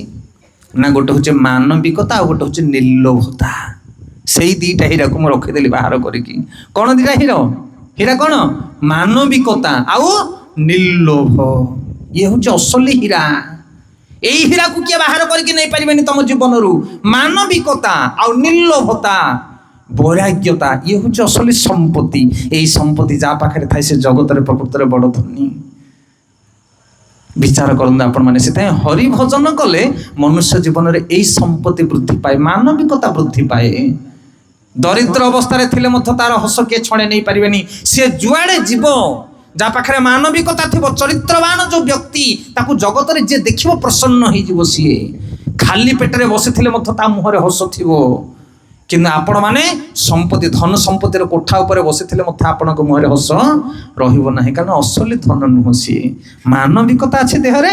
ଜଗନ୍ନାଥଙ୍କ ସେବା କଲେ ମାନବିକତା ରହିବ, ବୈରାଗ୍ୟ ରହିବ, ଭକ୍ତିର ଇଏ ହେଉଛି ଗୁଣ। ସେଥିପାଇଁ ଏଠି କହୁଛନ୍ତି ଲକ୍ଷ୍ମୀ, ରମା, ଶମ୍ଭୁ। ଶମ୍ଭୁ ମାନେ ଶିବ। ଶିବଙ୍କର ପୂଜା କଳିଯୁଗରେ ସମସ୍ତେ କରନ୍ତି। କ'ଣ ପାଇଁ କହିଲେ? କାରଣ ଶିବ ପୂଜା କଲେ ଅକର୍ମେ କର୍ମଦାୟକ। ତମର ନଥିବ ବୋଲେ ମଧ୍ୟ ଭାଗ୍ୟରେ ଶିବ ଦେଇଦେବେ। ହଇଓ, ତମେ ଚାଲାକି ନା ଶିବ ଚାଲାକି? ତମେ ଭାବୁଛ ମୋ ଭାଗ୍ୟରେ ନାହିଁ, 16 ସୋମବାର କରିବି, ସୋମବାର ଆମିଷ ପିଆଜ ରସୁଣ ଛାଡ଼ିକି ଯାଇକି ଶିବଲିଙ୍ଗରେ ପାଣି ଢାଳି ଦେବି, ମୁଁ ପାଇଯିବି ପୁଅଟେ କି ଗଣ୍ଡ ଗୋଟେ। ନା ବୁଝିପାରୁଛ ନା ନାଇଁ? କେଡ଼େ ଚାଲାକି ଆମେ, ମାନେ ଶିବଙ୍କୁ ମଧ୍ୟ ବୁଦ୍ଧୁ ବନେଇବା ପାଇଁ ଆମେ ବସିଛେ। କିନ୍ତୁ ତମଠୁ ବଡ଼ ଚାଲାକି ଶିବ। ଏମିତିକା ଜିନିଷ ନେଇଥିବ, ଘରକୁ ଆସିବା କିଛି ନଥିବ। କେତେ ଅସୁର ମାନେ ବ୍ରହ୍ମା ଶିବଙ୍କ ଠାରୁ ବର ପାଇଛନ୍ତି, ତମେ କାହିଁ ଧାଇଁଛ ତାଙ୍କ ପଛରେ ବର ପାଇବା ପାଇଁ? ଶିବଙ୍କ ପାଖରେ ଯେଉଁ ଅସଲି ରତ୍ନ ଅଛି, ସେଇଟା କୋଉ ଅସୁରକୁ ମିଳିନି। ଶିବ ରଖିଛନ୍ତି ଅମୂଲ୍ୟ ରତ୍ନ, ହରିନାମକୁ ରଖିଛନ୍ତି। ଶିବ ଗମ୍ଭୀରା ଭିତରେ ବସିକି ନାମ କରୁଛନ୍ତି ଶିବ, ସେଇଟା ସିଏ କାହାକୁ ଦିଅନ୍ତିନି। କାହିଁ ଦିଅନ୍ତିନି? କାରଣ ମାଙ୍କଡ଼ ହସ୍ତେ ଶାଳଗ୍ରାମ। ଏରା ଯେତିକ ପରେ ଆସୁଛନ୍ତି, ଏମାନେ ହରିପ୍ରୀତି ଲୋକ ନୁହନ୍ତି। ଏମାନେ ଆଙ୍କୁ ହରିନାମ ଦେଲେ କିଛି ଲାଭ ହବନି। ସେଥିପାଇଁ ଯିଏ ଯୋଉଥିପାଇଁ ଆସେ ତାକୁ ସେଇଟା ଧରେଇ ଦିଅନ୍ତି ଶିବ। ତାଙ୍କ ଡିପାର୍ଟମେଣ୍ଟ ସେୟା। ତମ ଗୁଣି କଣ୍ଟ୍ରୋଲର ହଉଛନ୍ତି ଶିବଜୀ। ଯେତିକ ସବୁ ଚଳଚଞ୍ଚଳିଆ ଲୋକ, ପାଇବା ବାଲା ଲୋକ, ସବୁ ଶିବଙ୍କ ପାଖରେ ଆବୁଡ଼ିବେ। ଆଉ ଭଗବାନ ସେଇଥିପାଇଁ ଶିବକୁ ରଖିଛନ୍ତି ସାଇଜ କରିକି। ଯେତିକ ଆଢା ତେଢା ଲୋକ ତମ ପାଖକୁ ଆସିବେ, ଆଉ ଦୁର୍ଗାଙ୍କ ପାଖକୁ ମଧ୍ୟ ଯିବେ ସେତିକ। ଦେଖୁନାହାନ୍ତି ଆପଣ ଭିଡ଼ କୋଉଠି? ଶିବ ମନ୍ଦିର, ଦୁର୍ଗା ମନ୍ଦିର। ଯାହାକୁ ଧନ ଦରକାର, ସମ୍ପତ୍ତି ଦରକାର, ମାନ ସମ୍ମାନ ଦରକାର, ଇଏ ସବୁ ପୁରା ସାଇଜ ହେଇକି ଯିବେ। ଆଉ ସେମାନେ ମଧ୍ୟ ସାଇଜ ଜିନିଷ ଦେବେ, ତମକୁ ମାପି ଚୁପିକି ଦେବେ। ଶିବଙ୍କ ଠାରୁ ବର ପାଇଗଲା ଭସ୍ମାସୁର, ମନରେ ଭାରି ଆନନ୍ଦ। କହିଲା ଯାହା ମୁଣ୍ଡରେ ହାତ ପକେଇବି ସେ ସାଙ୍ଗେ ସାଙ୍ଗେ ଭସ୍ମ ହେଇଯିବ। ଆସୁଛି ଆନନ୍ଦରେ ହସି ହସିକି। ନାରଦ ମୁନି ଦେଖିଲେ, କହିଲା କ'ଣ ଏତେ ହସ ତମର? ଅସୁର ବର ତମର କ'ଣ ହେଇଛି? ନା ଶିବଙ୍କଠୁ ବର ପାଇଛ। ନା କି ବର ପାଇଛ? ନା ଯାହା ମୁଣ୍ଡରେ ହାତ ପକେଇ ସେ ଭସ୍ମ ହେଇଯିବ। ନାରଦ ମୁନି ହସିଲେ, କହିଲେ କିଏ ଭସ୍ମ ହଉଥିଲା ନା ହବ? ହଇ ଶିବ ବର ଦଉଛନ୍ତି, କୋଉଠି ଫଳିଲାଣି? ସିଏ ତ ଭୋଳା ବାବା, କ'ଣ କହୁ କହୁ କହିଦେଇଥିବେ ତମକୁ, କିଛି ଫଳିବନି। କହିଲେ ଶିବ ବର ଦେଇଛନ୍ତି, ଫଳିବନି? ନା ଯାଇକି ପରୀକ୍ଷା କରିକି ଆସୁନ। ନା କୋଉଠି ପରୀକ୍ଷା କରିବି? ନା ଯିଏ ଦେଇଛି ତା ପାଖରେ ପରୀକ୍ଷା କରିବ, ଆଉ କ'ଣ ଆମ ପାଖରେ ପରୀକ୍ଷା କରିବି ନା କ'ଣ? ଭସ୍ମାସୁର ସେଠି ବୁଲିକି ଧାଇଲା ଆଉଥରେ। ସେଠି ଶିବ ପାର୍ବତୀ ବସିଛନ୍ତି କୈଳାସପୁରରେ। ଶିବ କହିଲା କୁଆଡ଼େ ଆସିଲ ଅସୁର ବର, କ'ଣ ହେଲା? ନା ପ୍ରଭୁ ଟେଷ୍ଟ କରିବି। ନା କ'ଣ ଟେଷ୍ଟ କରିବ? ନା ବର ଦେଇଛ, ଫଳୁଛି ନା ନାହିଁ? 5ଟା ମୁଣ୍ଡ ତମର 55, ଗୋଟେ ମୁଣ୍ଡ ମତେ ଛାଡ଼ିଦିଅ। ପାର୍ବତୀ କହିଲେ ପ୍ରଭୁ ଉଠିକି ଚାଲ ଧାଇଁବା, ଇଏ ଅସୁର ଲୋକ, ଆର ବିଶ୍ୱାସ ନାହିଁ, ଆସିକି ମୁଣ୍ଡରେ ହାତ ପକେଇଦବ। ଶିବ ପାର୍ବତୀ ଉଠିକି ଧାଇଁଲେ। ବ୍ରହ୍ମାଙ୍କ ପୁରକୁ ଗଲେ। ବ୍ରହ୍ମା କହିଲେ କ'ଣ ହେଇଛି, କ'ଣ ଧାଇଁଛ? ନା ଗୋଟେ ଅସୁରକୁ ବର ଦେଇ ଦେଇଛୁ, ମୁଣ୍ଡରେ ହାତ ପକେଇ ଆସୁଛି ନା, ତମେ ଯୋଉ ନହେଲେ ମୋ ମୁଣ୍ଡରେ ସେ ହାତ ପକେଇଦବ, ବୁଢ଼ା ଲୋକ ମୁଁ ଧାଇଁ ପାରିବିନି କୁଆଡ଼େ। ତାପରେ ଶିବ ଯାଇକି ପହଞ୍ଚିଲେ ବିଷ୍ଣୁ ଲୋକରେ। ବିଷ୍ଣୁ କହିଲେ ପ୍ରଭୁ ସମସ୍ୟା ଆସିଗଲା। ନା କ'ଣ ସମସ୍ୟା? ନା ବର ଦେଇ ଦେଇଛୁ ଗୋଟେ ଅସୁରକୁ ଧାଇଁଛ ନା, ତମେ ଚିନ୍ତା କରନି, ଟିକେ ପଛପଟେ ଲୁଚି ଯାଅ। ଶିବ ଟିକେ ସାଇଟ୍ ମାରିକି ରହିଲେ ସେଠି। ବିଷ୍ଣୁ ସେଠୁ ସହାସ୍ୟ ବଦନରେ ବସୁଛନ୍ତି, ଅସୁର ଧଇଁ ସଇଁ ହେଇକି ଧାଇଁଛି। ବିଷ୍ଣୁ କହିଲେ ଆରେ କ'ଣ ହେଇଛି ବାବା, ଧାଇଁଛୁ କ'ଣ ପାଇଁ? ନା ଶିବ ବର ଦେଇଛନ୍ତି। ନା ହଁ ଦେଇଛନ୍ତି, କ'ଣ ହେଲା? ନା ନାରଦ ମୁନି କହୁଛନ୍ତି ଫଳିବନି। ନା ନାରଦ କ'ଣ କହୁଛନ୍ତି, ମୁଁ ବି କହୁଛି ଫଳିବନି। ଶିବ ବର ଦେଲେ ଫଳିବାର ନାହିଁ ଏକା। ନା ସତରେ? ନା ଆରେ ସତ ନାହିଁ, କ'ଣ ମିଛ? ତୋ ମୁଣ୍ଡରେ ତ ହାତ ଦେଇକି ଦେଖୁନୁ, କିଛି ହବନି। ତାପରେ ସାଙ୍ଗେ ସାଙ୍ଗେ ସେ ଅସୁର ନିଜ ମୁଣ୍ଡରେ ହାତ ଦେଲା, ହରିଗଲ। ତାପରେ କ'ଣ ହେଲା? ତାପରେ ରାମ ନାମ ସତ୍ୟ ହେଇଗଲା। ସେଥିପାଇଁ ଶିବଙ୍କୁ କହିଲେ ତମେ କାହିଁ ଏମିତି ଅଖାଡୁଆ ବରଯାକ ଥଉଛ? ନା ପ୍ରଭୁ ତମ ଚିନ୍ତା କରି କରି ମୋ ଚିନ୍ତା ଅଲଗା ଆଡ଼େ ରହୁଛି, ଯିଏ ଯାହା ଆସିଲା ମୁଁ ତାକୁ ଯାଅ ଖାଇଯାଅ ନେଇଯାଅ ବୋଲି କହିଦେଉଛୁ। ସେଥିପାଇଁ ଶିବ ହେଉଛନ୍ତି ଭୋଳା ବାବା ସିଏ, କିନ୍ତୁ ତାଙ୍କୁ କେହି ଠକି ପାରିବେ ନାହିଁ। ଶିବଙ୍କୁ ଯଦି ପ୍ରସନ୍ନ କରିବା ପାଇଁ ଚାହୁଁଛ ତାହେଲେ ଜଗନ୍ନାଥଙ୍କ ସେବା କର, ଶିବ ତମ ଉପରେ ପରମ ପ୍ରସନ୍ନ ହେଇଯିବେ। ରମା ଶମ୍ଭୁ ବ୍ରହ୍ମା, ବ୍ରହ୍ମା ମାନେ ଜଗତକୁ ଯିଏ ତିଆରି କରିବା ବାଲା। ଆମେ କ'ଣ ଗୋଟେ ଜିନିଷଟେ ତିଆରି କରିଦେଲେ ଆମେ ନିଜକୁ କେତେ ଗର୍ବ ଭାବୁଛେ ନା ନାଇଁ? ମା ମାନେ ରୋଷେଇ କରୁ କରୁ ଯଦି ଆଜି ତରକାରୀଟା ବଢ଼ିଆ ହେଇଯାଇଛି ବୋଲେ ଓ ଛାତି ଫୁଲି ଉଠୁଛି। ଏମିତିଆ ତରକାରୀ କେବେ ଖାଇଥିଲ? ତମ ମା ରୋଷେଇ କରିକି ଦେଇଥିଲା, ମୁଁ ରୋଷେଇ କରିଛି, ଖାଉଛ, କିନ୍ତୁ ବଢ଼ିଆ ଲାଗୁଛି ନା? ବୁଝିପାରୁଛ ନା? କ'ଣ ଟିକେ କରିଦେଲା, ଆମେ ଗୋଟେ କାରିଗର ଗୋଟେ ମୂର୍ତ୍ତି ବନେଇଦେଲା, କି କିଏ ଗୋଟେ ଆର୍ଟିଷ୍ଟ କରିଦେଲା, ଆମେ ନିଜକୁ ଗର୍ବିତ ଅନୁଭବ କରୁଛେ। କିନ୍ତୁ ବ୍ରହ୍ମା ଏ ଜଗତକୁ ତିଆରି କରୁଛନ୍ତି, କେତେ ସୁଦକ୍ଷ ଭାବରେ କରିଛନ୍ତି ବ୍ରହ୍ମାଜୀ, ସତ ନା ନାଇଁ? ଏଭଳିଆ ଜଗତ କିଏ ତିଆରି କରିବ କେମିତି? ବ୍ରହ୍ମା ତିଆରି କରୁଛନ୍ତି। କିନ୍ତୁ ବ୍ରହ୍ମାକୁ ମେଟେରିଆଲ ଦେବା ବାଲା, ଜ୍ଞାନ ଦେବା ବାଲା, ବିବେକ ବୁଦ୍ଧି ଦେବା ବାଲା ହେଉଛନ୍ତି ଭଗବାନ। ତେନେ ବ୍ରହ୍ମା ହୃଦୟ ଆଦି କବୟ ମୁହନ୍ତି ଅତ୍ସୁରୟ। ସେଇ ବ୍ରହ୍ମାଙ୍କ ହୃଦୟରେ ପ୍ରଥମେ ଜ୍ଞାନ ପ୍ରଦାନ କରିବା ବାଲା ହେଉଛନ୍ତି ବିଷ୍ଣୁ। ଆଉ ତାପରେ ସେ ବ୍ରହ୍ମ ସଂହିତା ଗାଇଛନ୍ତି। ବ୍ରହ୍ମ ସଂହିତା କେବେ ପାଠ କରିବେ, ସେଥିରେ ବର୍ଣ୍ଣନା କରାଯାଇଛି ପୁରା ପୃଥିବୀକି ତିଆରି କରିବାର ପ୍ଲାନ୍ ସେଥିରେ ଲେଖା ହେଇଛି। କୋଉଥିରେ? ବ୍ରହ୍ମ ସଂହିତାରେ। ଭଗବାନ ବିଷ୍ଣୁ ବ୍ରହ୍ମାକୁ ଯୋଉ ପ୍ରଥମେ ଜ୍ଞାନ ଦେଲେ, ସେଇ ଜ୍ଞାନକୁ ପାଇଲା ପରେ ବ୍ରହ୍ମା ଯେ ବ୍ରହ୍ମ ସଂହିତା ପାଠ କରୁଛନ୍ତି। ଆଉ ସେଥିରେ ସେ ବର୍ଣ୍ଣନା କରୁଛନ୍ତି ବିଷ୍ଣୁ କିଏ, ମୁଁ କିଏ, ଏ ଜଗତ କ'ଣ, ଆକୁ କେମିତି ତିଆରି କରାଯିବ, କୋଉ ଜାଗାରେ କିଏ ଅଛନ୍ତି, ଏ ଠୁ ଜେଡ୍ ପ୍ଲାନ୍ ପୁରା ବ୍ରହ୍ମ ସଂହିତାରେ ସେ ଗାଉଛନ୍ତି। ସେଟା ହଉଛି ନଲେଜ, ପ୍ରାକ୍ଟିକାଲ, ଥିଓରିଟିକାଲ। ତାପରେ ସେ ପ୍ରାକ୍ଟିକାଲ ସେଟା ତିଆରି କରୁଛନ୍ତି। ବ୍ରହ୍ମ ସଂହିତା ପଢ଼ନ୍ତୁ କେବେ। ସେଥିପାଇଁ ବ୍ରହ୍ମାଙ୍କ ବୁଦ୍ଧି ଦେବା ବାଲା ହେଉଛନ୍ତି ଭଗବାନ, ଶିବଙ୍କୁ ବର ଦେବା ବାଲା ହେଉଛନ୍ତି ଭଗବାନ, ଲକ୍ଷ୍ମୀକୁ କୃପା କରିବା ବାଲା ହେଉଛନ୍ତି ଭଗବାନ। ବ୍ରହ୍ମା, ରମା ଶମ୍ଭୁ ବ୍ରହ୍ମା ଅମରପତି। ଅମରପତି ମାନେ ଇନ୍ଦ୍ର। ଇନ୍ଦ୍ର ଆଜି ରାଜ ସିଂହାସନରେ ବସି ଭଗବାନ ବିଷ୍ଣୁଙ୍କ ଯୋଗୁଁ, ସିଏ ଯଦି ନ ଚାହିଁବେ ସେ ରାଜ ସିଂହାସନରେ ବସିପାରିବେ ନାହିଁ। ସେଥିପାଇଁ ସମସ୍ତ ଦେବା ଦେବୀ, ଗ୍ରହ ନକ୍ଷତ୍ର ତାରା ଦିଗପାଳ ମାନେ ସମସ୍ତେ ଭଗବାନ ଜଗନ୍ନାଥଙ୍କ ସେବା କରୁଛନ୍ତି। ଯିଏ ଜଗନ୍ନାଥଙ୍କ ସେବା କରିବ ତାକୁ ଜଗତରେ ସବୁ କିଛି ମିଳିବ। ତାପର ପନ୍ଥିରେ କହୁଛନ୍ତି ଭୁଜେ ଶୈବେ ବେଣୁ ଶିର ଶିଶିଖି ପୁଛ କୋଟି ତଟେ দুকুল নেত্রান্তে সহ চরকটাক্ষ বিদধাতে সদা শ্রীমদ বৃন্দাবন বসতি লীলা পরিচয় জগন্নাথ স্বামী নয়ন পথগামী ভবতু মে ভবতু মে। এই দ্বিতীয় পদরে বর্ণনা করা যাচ্ছে ভুজে যে বাম হস্তরে বেণু শিরে শিখিপুচ কটিত পীতাম্বর এবং নয়ন প্রান্তরে সহচর গণঙ্কর প্রতি কটাক্ষপাত করি সর্বদা সে বৃন্দাবনর রাসলীলা করନ୍ତି সেই প্রভু জগন্নাথ দেব মোর নয়ন পথর পথিক ହୁଅନ୍ତୁ। ବାମ ହସ୍ତରେ ବେଣୁ ଧାରଣ କରିଛନ୍ତି ଭଗବାନ, ପୀତାମ୍ବର ଧାରଣ କରିଛନ୍ତି, ମୟୂର ପିଛ ଧାରଣ କରିଛନ୍ତି, ସେ ହେଉଛନ୍ତି କୃଷ୍ଣ। ତାଙ୍କର ସୁନ୍ଦର ଶ୍ୟାମଳ କାନ୍ତି ରୂପ ଅଛି, ଏମିତି ନୁହଁ ଯେ ସ୍ୱରୂପ, ତାଙ୍କର ରୂପ ନାହିଁ ନା, ଭଗବାନଙ୍କର ରୂପ ଅଛି। এই ବାଙ୍କଚୂଳା ମୟୂର ପୁଛ ବେଣୁ ଇଏ କାହା ପାଖରେ ଆପଣ ଦେଖିବେନି ଆଜ୍ଞା, କେବଳ ଭଗବାନଙ୍କ ପାଖରେ ରହେ। ଏମିତିକି ବିଷ୍ଣୁଙ୍କ ପାଖରେ ମଧ୍ୟ ବେଣୁ ନାହିଁ। ସେଥିପାଇଁ ଭଗବାନ ଯିଏ ଜଗନ୍ନାଥ ଆଉ ଭଗବାନ କୃଷ୍ଣ ଏମାନଙ୍କ ପାଖରେ କେବଳ ବେଣୁ ରହିବ। ଭଗବାନଙ୍କର ଚାରିଟା ମୁଖ୍ୟ ମାଧୁରୀ ରହିଛି। এই চাରିଟା ବିଷ୍ଣୁଙ୍କ ପାଖରେ ମଧ୍ୟ ଦେଖାଯାଏ ନା, ଅନ୍ୟ ଅବତାର ମାନଙ୍କ ପାଖରେ ମଧ୍ୟ ନାହିଁ। ତେଣୁ ସେ ହେଉଛନ୍ତି ଜଗନ୍ନାଥ, ସେ ହେଉଛନ୍ତି କୃଷ୍ଣ। କ'ଣ ଚାରିଟା? ଗୋଟେ ହେଲା ବେଣୁ ମାଧୁରୀ, ଆଉ ଗୋଟେ ହେଲା ରୂପ ମାଧୁରୀ, ଆଉ ଗୋଟେ ହେଲା ଲୀଳା ମାଧୁରୀ, ଆଉ ଗୋଟେ ହେଲା ପ୍ରେମ ମାଧୁରୀ। ଏଇ ଚାରିଟା ଜିନିଷ କେବଳ କୃଷ୍ଣଙ୍କ ପାଖରେ ଆଉ ଜଗନ୍ନାଥଙ୍କ ପାଖରେ ରହେ। ବେଣୁ ମାଧୁରୀ ମାନେ ବଂଶୀ ବଜେଇବା ବାଲା, ସିଏ ବଂଶୀ ଆଉ କାହା ପାଖରେ ନାହିଁ। ସେଥିପାଇଁ ଭଗବାନ କୃଷ୍ଣ ଯେତେବେଳେ ବେଣୁ ବାଦନ କରନ୍ତି, ସେତେବେଳେ ଶିବ କୈଳାସପୁରକୁ ଛାଡ଼ିକି ପଳେଇ ଆସନ୍ତି, ପାର୍ବତୀଙ୍କୁ ଛାଡ଼ି। ଶିବ ଆସିଛନ୍ତି ରାସ ନୃତ୍ୟରେ ପ୍ରବେଶ କରିବା ପାଇଁ। ଲକ୍ଷ୍ମୀ ବିଷ୍ଣୁଙ୍କୁ ଛାଡ଼ିକି ପଳେଇ ଆସନ୍ତି। ଆପଣ କହିବେ ଯଦି ବିଷ୍ଣୁଙ୍କ ପାଖରେ ଲକ୍ଷ୍ମୀ ଅଛନ୍ତି ତାଙ୍କୁ ରାସ ନୃତ୍ୟ ଆସିବା କ'ଣ ଦରକାର? କାରଣ କୃଷ୍ଣଙ୍କର ସଙ୍ଗତି, କୃଷ୍ଣଙ୍କର ପ୍ରୀତି ଆଉ କାହା ପାଖରେ ହେଲେ ମିଳିପାରିବ ନାହିଁ। ତେଣୁ ଲକ୍ଷ୍ମୀ ବୈକୁଣ୍ଠକୁ ଛାଡ଼ିକି ଚାଲି ଆସନ୍ତି, ବେଲ୍ଲବନରେ ତପସ୍ୟା କରୁଛନ୍ତି। ଏବେ ବି ଆପଣମାନେ ଯଦି ଯିବେ ବୃନ୍ଦାବନ, ବିଲ୍ଲବନରେ ଲକ୍ଷ୍ମୀ ସାନ୍ତାଣୀ ତପସ୍ୟା କରୁଛନ୍ତି ରାସ ନୃତ୍ୟ ଭିତରେ ପ୍ରବେଶ କରିବା ପାଇଁ। କାହାକୁ ଅଧିକାର ନାହିଁ। କୃଷ୍ଣ ପ୍ରୀତି ହେଉଛି ସବୁଠାରୁ ନିଆରା। ଗୋଲକ ଧାମକୁ କାହାକୁ ଏଣ୍ଟ୍ରି ନାହିଁ ଆଜ୍ଞା, ରାସ ନୃତ୍ୟ ଭିତରେ କେହି ପ୍ରବେଶ କରିପାରିବେ ନାହିଁ। ସେତିକି ଶୁଦ୍ଧ ଆଉ ପବିତ୍ର ହୃଦୟ ଯାହାର, ସେ କୃଷ୍ଣ ଲୀଳା ଭିତରେ ପ୍ରବେଶ କରିବ। ଥରେ ବୃନ୍ଦାବନରେ ରାସ ନୃତ୍ୟ ଲାଗିଛି। ଗୋପୀମାନେ ଭଗବାନ କୃଷ୍ଣଙ୍କ ସହିତ ସମ୍ମିଳିତ ଭାବରେ ଅଛନ୍ତି।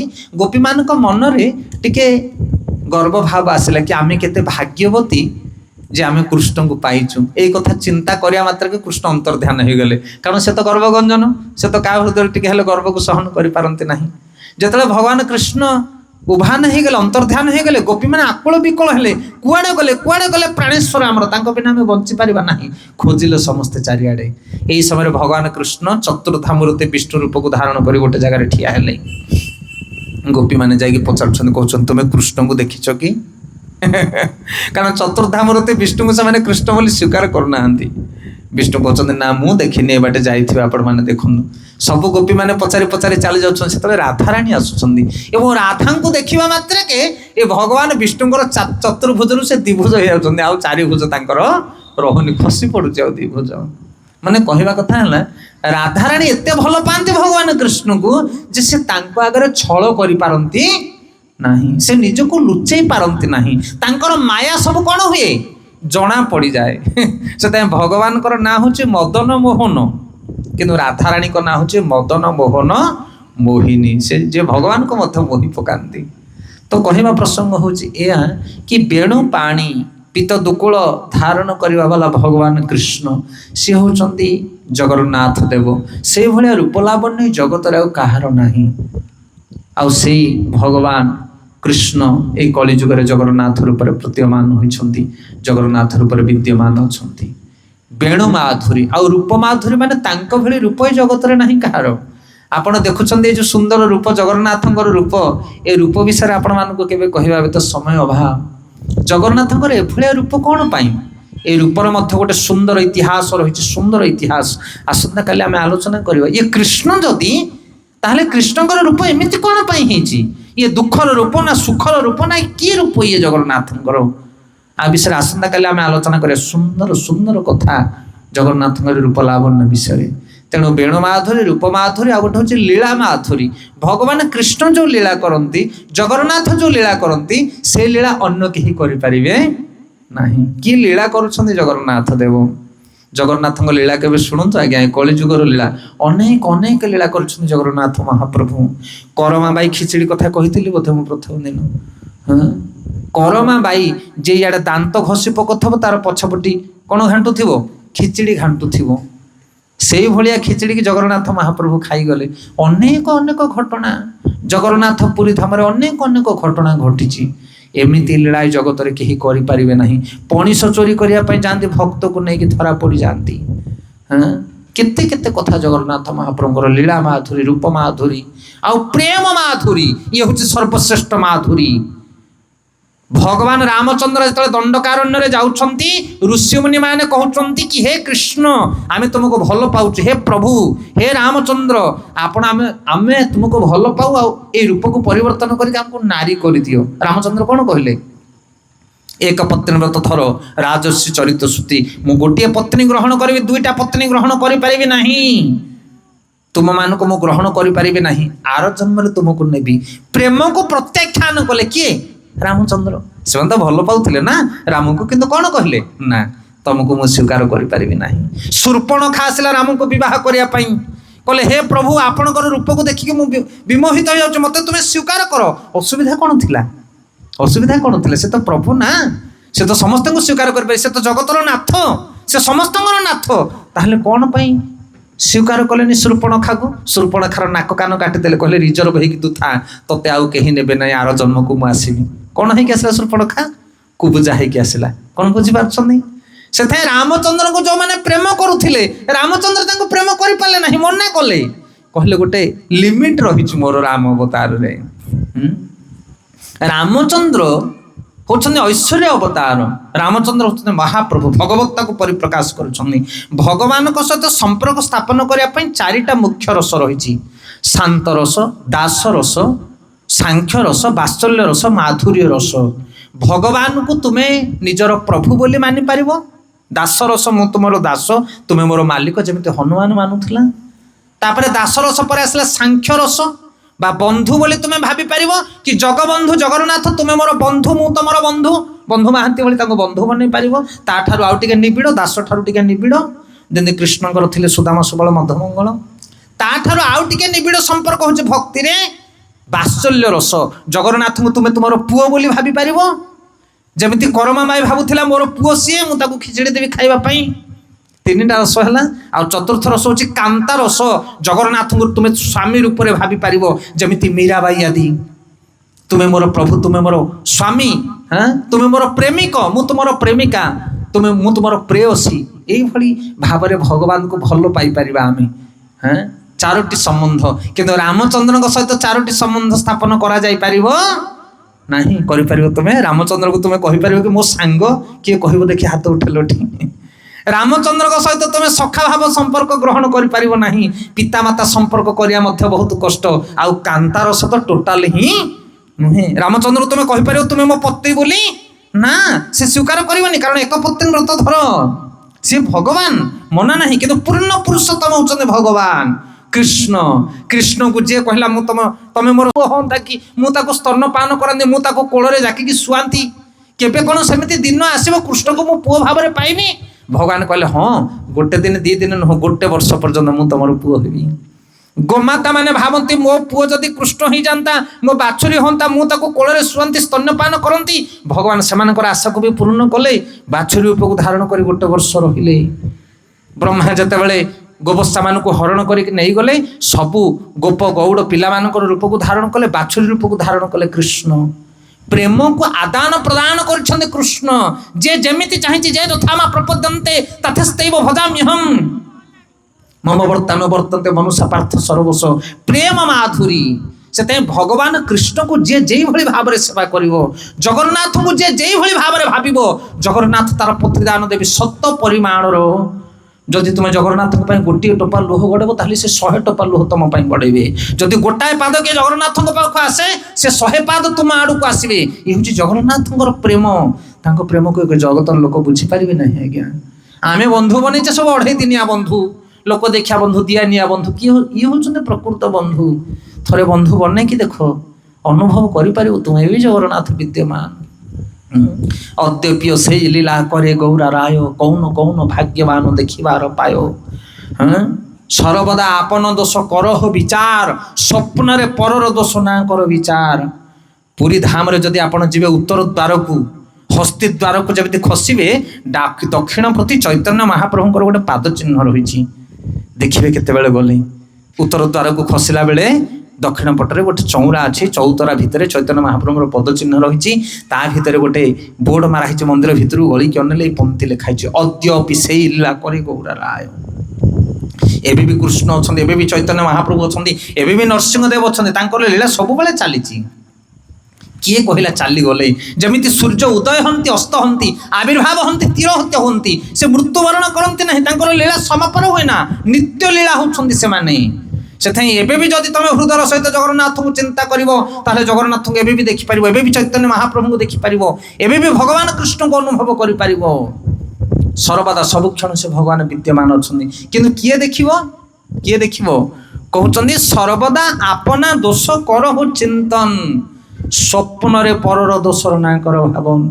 जे सब बेले निजर दोष विषय चिंता करे ଆଉ ଅନ୍ୟର ଦୋଷକୁ ଯିଏ ସ୍ୱପ୍ନରେ ମଧ୍ୟ ଦେଖେ ନା ସିଏ ଜଗନ୍ନାଥଙ୍କୁ ଅନୁଭବ କରିପାରିବ। ଇଏ ହେଉଛି ମିଟର। ସେଥିପାଇଁ ଆମେ ସେତେବେଳେ ଭଗବାନଙ୍କୁ ଅନୁଭବ କରିପାରିବା କେତେବେଳେ ନା ଯେତେବେଳେ ସମସ୍ତଙ୍କୁ ରେସ୍ପେକ୍ଟ ଦେବା, ସମସ୍ତଙ୍କୁ ସମ୍ମାନିତ କରିବା। କାହାର ଦୋଷ କେବେ ଦେଖନ୍ତୁନି ଜଗତରେ, କାହାର ଦୋଷ କେବେ ଦେଖନ୍ତୁନି। ପତି ପତ୍ନୀ ଭିତରେ ଯଦି ଝଗଡ଼ା ହେବେ, ତମେ ଭିତରକୁ ଘର ଭିତରକୁ ପଳେଇବ, ଯାଇକି ସ୍ୱାମୀକୁ ପଚାରିବ, କହିବ ଝଗଡ଼ା କାହିଁ ତମ ଘରେ ହେଇଛି? ନା ଏଇ ଅଲକ୍ଷଣୀଟା ପରା ମୋ କଥା ଶୁଣିନି, ଆ ଯୋଗୁଁ ଘରେ ସବୁବେଳେ ଝଗଡ଼ା ହେଉଛି। ତାପରେ ଧୀରେ ବାରିପଟରୁ ବୁଲିକି ଯିବ, ତ ସ୍ତ୍ରୀ ସେପଟେ ବାରିପଟେ ବଡ଼ର ବଡ଼ ଥିବ, ତାକୁ ପଚାରିବ ଭାଇ ଝଗଡ଼ା କାହିଁ ହେଉଛି? ନା ଏଇଟା ପରା ବାଡ଼ିଖିଆଟା କିଛି ଶୁଣୁନି, ମେଣ୍ଢା ମୁଣ୍ଡିଆଟା କିଛି କହିଲେ ବୁଝୁନି ପରା କଥା। ସ୍ତ୍ରୀ କହିବ ସ୍ୱାମୀର ଦୋଷ, ସ୍ୱାମୀ କହିବ ସ୍ତ୍ରୀର ଦୋଷ। ଆଉ ଦୋଷ କାହାର? ଯିଏ ଯାଇଥିବ ପଚାରିବାକୁ ତାହାର। ସେ କହିବ ଦୋଷ କାହାର ନାହିଁ, ମୁଁ ଏଇ ଭିତରକୁ ଆସିଛି ମୋର ଦୋଷ। କଣ ବୁଝିପାରୁଛ ନା ନାଇଁ କହିବା କଥା? ସେଥିପାଇଁ ଜଗତରେ କେହି ନିଜକୁ ଦୋଷୀ ବୋଲି ଭାବନ୍ତି ନାହିଁ। ଆଉ ଯିଏ ନିଜକୁ ଦୋଷୀ ବୋଲି ନ ଭାବିଛି ସିଏ ଜଗନ୍ନାଥଙ୍କୁ ପାଇପାରିବ ନାହିଁ। ମହାଭାରତ ଯୁଦ୍ଧ ଭିତରେ ଯେତେ କାଣ୍ଡ ଘଟେ ଦୋଷୀ ବୋଲି କିଏ ଭାବେ? ଦୁର୍ଯ୍ୟୋଧନ। ସେ କହ ନା ମୋର ଜମା ଦୋଷ ନାହିଁ। କିଏ ଦୋଷୀ ବୋଲି ଭାବେ? ଯୁଧିଷ୍ଠିର ମହାରାଜ। ଆପଣ ଦେଖୁନାହାନ୍ତି, ପଢୁନାହାନ୍ତି ସେ ପନ୍ଥୀ? ସବୁ ଜାଗାରେ ଯୁଧିଷ୍ଠିର ମହାରାଜ କହନ୍ତି ମୋର ଦୋଷ, ମୋ ଯୋଗୁଁ ଏ କାଣ୍ଡ ଘଟିଲା, ମୋ ଯୋଗୁଁ ସବୁ ଘଟଣା ଘଟିଛି। କିନ୍ତୁ ଯୁଧିଷ୍ଠିର ମହାରାଜଙ୍କ ଯୋଗୁଁ ଘଟିଛି କି? ନା, ଏ ମିଟର ଶାସନରେ ଥୁଆ ହେଇଛି ଆଜ୍ଞା। ସେଥିପାଇଁ ଯେପର୍ଯ୍ୟନ୍ତ ତମେ ନିଜକୁ ଦୋଷୀ ବୋଲି ନ ଭାବିଛ ସେ ପର୍ଯ୍ୟନ୍ତ ଜଗନ୍ନାଥଙ୍କୁ ତମେ ପାଇପାରିବ ନାହିଁ। ଆମେ ତ କହୁଛେ ମୁଁ ପିଓରା, ତମେ ତ ପିଓରା, ତମେ ଜଗନ୍ନାଥ ପାଖକୁ କଣ ପାଇଁ ଯିବ? ତୁମେ ଯେତେବେଳେ ପାପୀ ବୋଲି ଭାବିବ ସେତେବେଳେ ପତିତ ପାବନକୁ ତମେ ଗୁହାରି କରିବ। ତମେ ତ ପାପୀ ନୁହଁ, ପତିତ ପାବନ ତମର କୋଉ କାମରେ ଆସିବ? କଣ ବୁଝିପାରୁଛନ୍ତି? ତମେ ଦିନ ନୁହଁ, ଦୀନବନ୍ଧୁ ତମର କଣ କରିବେ? ସେଥିପାଇଁ ଯେତେବେଳେ ତମେ ନିଜକୁ ଦିନହୀନ ବୋଲି ଭାବିବ, ତମେ କହିବ ମୁଁ ତ ଆମ ଗାଁରେ 1 ନମ୍ବର ଲୋକ, ମୁଁ ମହାଜ୍ଞାନୀ ମହାପଣ୍ଡିତ, ମୁଁ ସବୁ ଜାଣିଛି। ଆଉ ତମେ ତ ଜାଣିଛ ଜଗନ୍ନାଥଙ୍କ କୃପା ତମକୁ କଣ ଦରକାର? ତମର ତ କିଛି ଭୁଲ ନାହିଁ, ତମେ ପରଫେକ୍ଟ ଲୋକ, ଆଉ ତମେ କଣ ପାଇଁ ପତିତ ପାବନ ପାଖକୁ ଯିବ? ମହାପ୍ରଭୁ କହିଲେ ତୃଣାଦପି ଶୁଣି ଚେନ ତରରିବ ସହିଷ୍ଣୁନା ଅମାନିନ ମାନ ଦେନ କୀର୍ତ୍ତନୀୟ ସଦା ହରି। ଯେ ସର୍ବଦା ଅନ୍ୟମାନଙ୍କୁ ସମ୍ମାନ ଦେବ, ନିଜେ ସମ୍ମାନ ପାଇବା ପାଇଁ ଆଶା କରିବ ନାହିଁ। ଯେ ନିଜକୁ ଗଛ ଠାରୁ ଅଧିକ ସହନଶୀଳତା, ତୃଣ ଠାରୁ ଅଧିକ ନିଜକୁ ହୀନ ମନେ କରିବ, ସିଏ ଜଗନ୍ନାଥଙ୍କୁ ପାଇବ, ସିଏ ହରି ଭଜିବ। ହରି ଭଜିବା ପାଇଁ ଟଙ୍କା ଦରକାର ନାହିଁ, ଜ୍ଞାନ ଦରକାର ନାହିଁ, ଧନ ଦରକାର ନାହିଁ, ବଳ ଦରକାର ନାହିଁ। କଣ ଦରକାର? ବିନମ୍ର ଦୈବୀ ଗୁଣ ଦରକାର। ସେଥିପାଇଁ ସହନଶୀଳତା, ବିନମ୍ରତା, ଏଇ ଗୁଣ ଯାହା ପାଖରେ ରହିବ ସିଏ ହରି ଭଜିବ ଆଜ୍ଞା। ଇଏ ଅମୂଲ୍ୟ ରତ୍ନ। ଏଇ ଜିନିଷ ମାର୍କେଟରୁ ପଇସା ଦେଇକି ତମେ କିଣିପାରିବ ନାହିଁ, ସହନଶୀଳତା। ତେଣୁ ଏଠି ବର୍ଣ୍ଣନା କରାଯାଉଛି ଭଗବାନ କୃଷ୍ଣ ବେଣୁ ପାଣି ଶ୍ୟାମ ସୁନ୍ଦର, ତାଙ୍କର ଯୋଉ ଗୁଣ, ତାଙ୍କର ଯୋଉ ପ୍ରେମ, ଏଇ ଜଗତରେ ସେଇ ପ୍ରେମ କେହି ଦେଇପାରିବେ ନାହିଁ। ଧ୍ରୁବ କହୁଛି ମା ସୁନୀତିଙ୍କି, କହୁଛି ମା ବିମାତା ମତେ କୋଳରୁ ଉଠେଇ ଦେଲେ ସୁରୁଚି, ପିତାଙ୍କ କୋଳରୁ, ଉତ୍ତାନ ପାଦଙ୍କ କୋଳରୁ। ସୁନୀତି କହୁଛନ୍ତି ଆରେ ପୁଅ ଧ୍ରୁବ, ତୁ ଏଇଠି କିଏ ମାର ସ୍ନେହ ପାଇବୁ? କି ବାପା ତତେ ସ୍ନେହ କରିବେ? ଏ ବାପା 2.5 ଦିନିଆ, ତୁ ବି 2.5 ଦିନିଆ। ତୁ ଯଦି ବାପାର ସ୍ନେହ ଖୋଜୁଛୁ ତାହେଲେ ବିଷ୍ଣୁଙ୍କୁ ଭଜନ କରେ। ଯଦି ବିଷ୍ଣୁଙ୍କର କୃପା ପାଇଲୁ ତାହେଲେ କୋଟିଏ ମାର ସ୍ନେହ ତତେ ସିଏ ଅଜାଡ଼ି ଦେବେ, କୋଟିଏ ପିତାଙ୍କର ଆସନ ତତେ ଦେବେ। ଏଇ ଜଗତରେ କି ବାପା ମା ଖୋଜୁଛୁ ତୁ? କି ସ୍ନେହ ଅଛି ଏଠି? ତାପରେ ଧ୍ରୁବ ରାତାରାତିରେ ଆଜି ଭଗବାନ ବିଷ୍ଣୁଙ୍କର ଭଜନ କରୁଛନ୍ତି। ଆଉ ସିଏ ଯାହା ପାଉଛନ୍ତି ଆପଣମାନେ ସବୁ ଜାଣିଥିବେ ସେ କଥା। ସେଥିପାଇଁ ସିଏ ହେଉଛନ୍ତି ପ୍ରେମଦାତା। ଆଉ ଏ ଜଗତରେ କେହି ପ୍ରେମ ଦେଇପାରିବେ ନାହିଁ। ଜଗନ୍ନାଥ ପ୍ରେମଦାତା। ଅନ୍ୟ ଅବତାର ମାନେ ବି ନୁହଁ, ଅନ୍ୟ ଦେବୀ ଦେବତା ମାନେ ମଧ୍ୟ ନୁହଁ।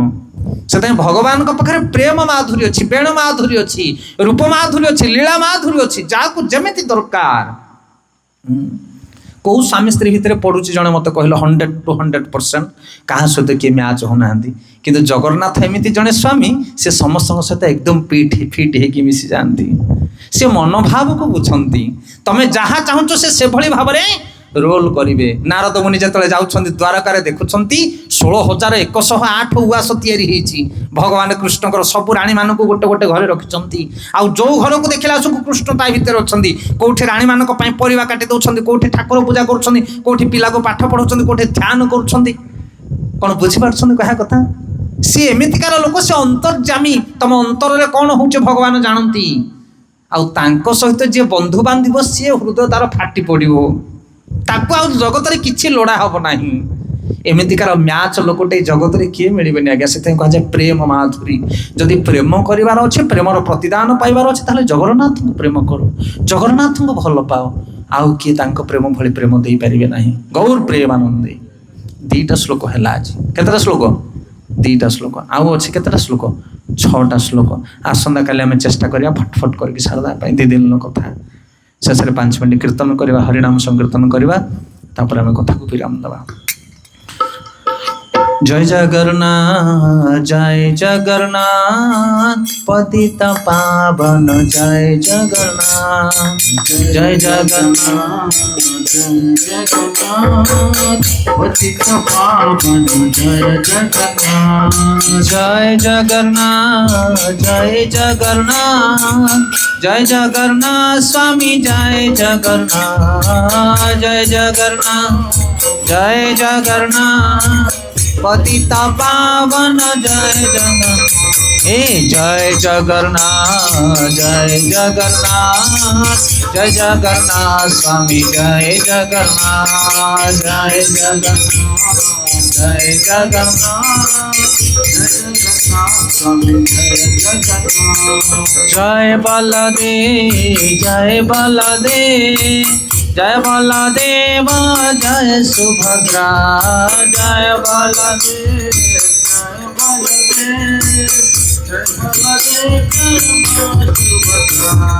जय बलदेव जय बलदेव जय बलदेव जय सुभद्रा जय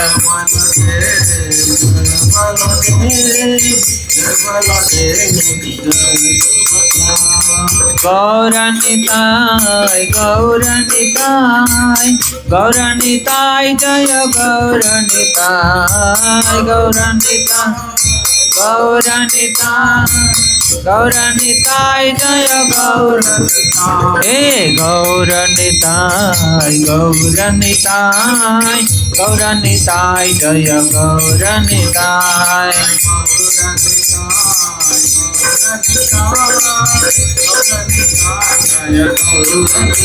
जय जय प्रभुपाद जय प्रभुपाद जय प्रभुपाद जय जय प्रभुपाद जय प्रभुपाद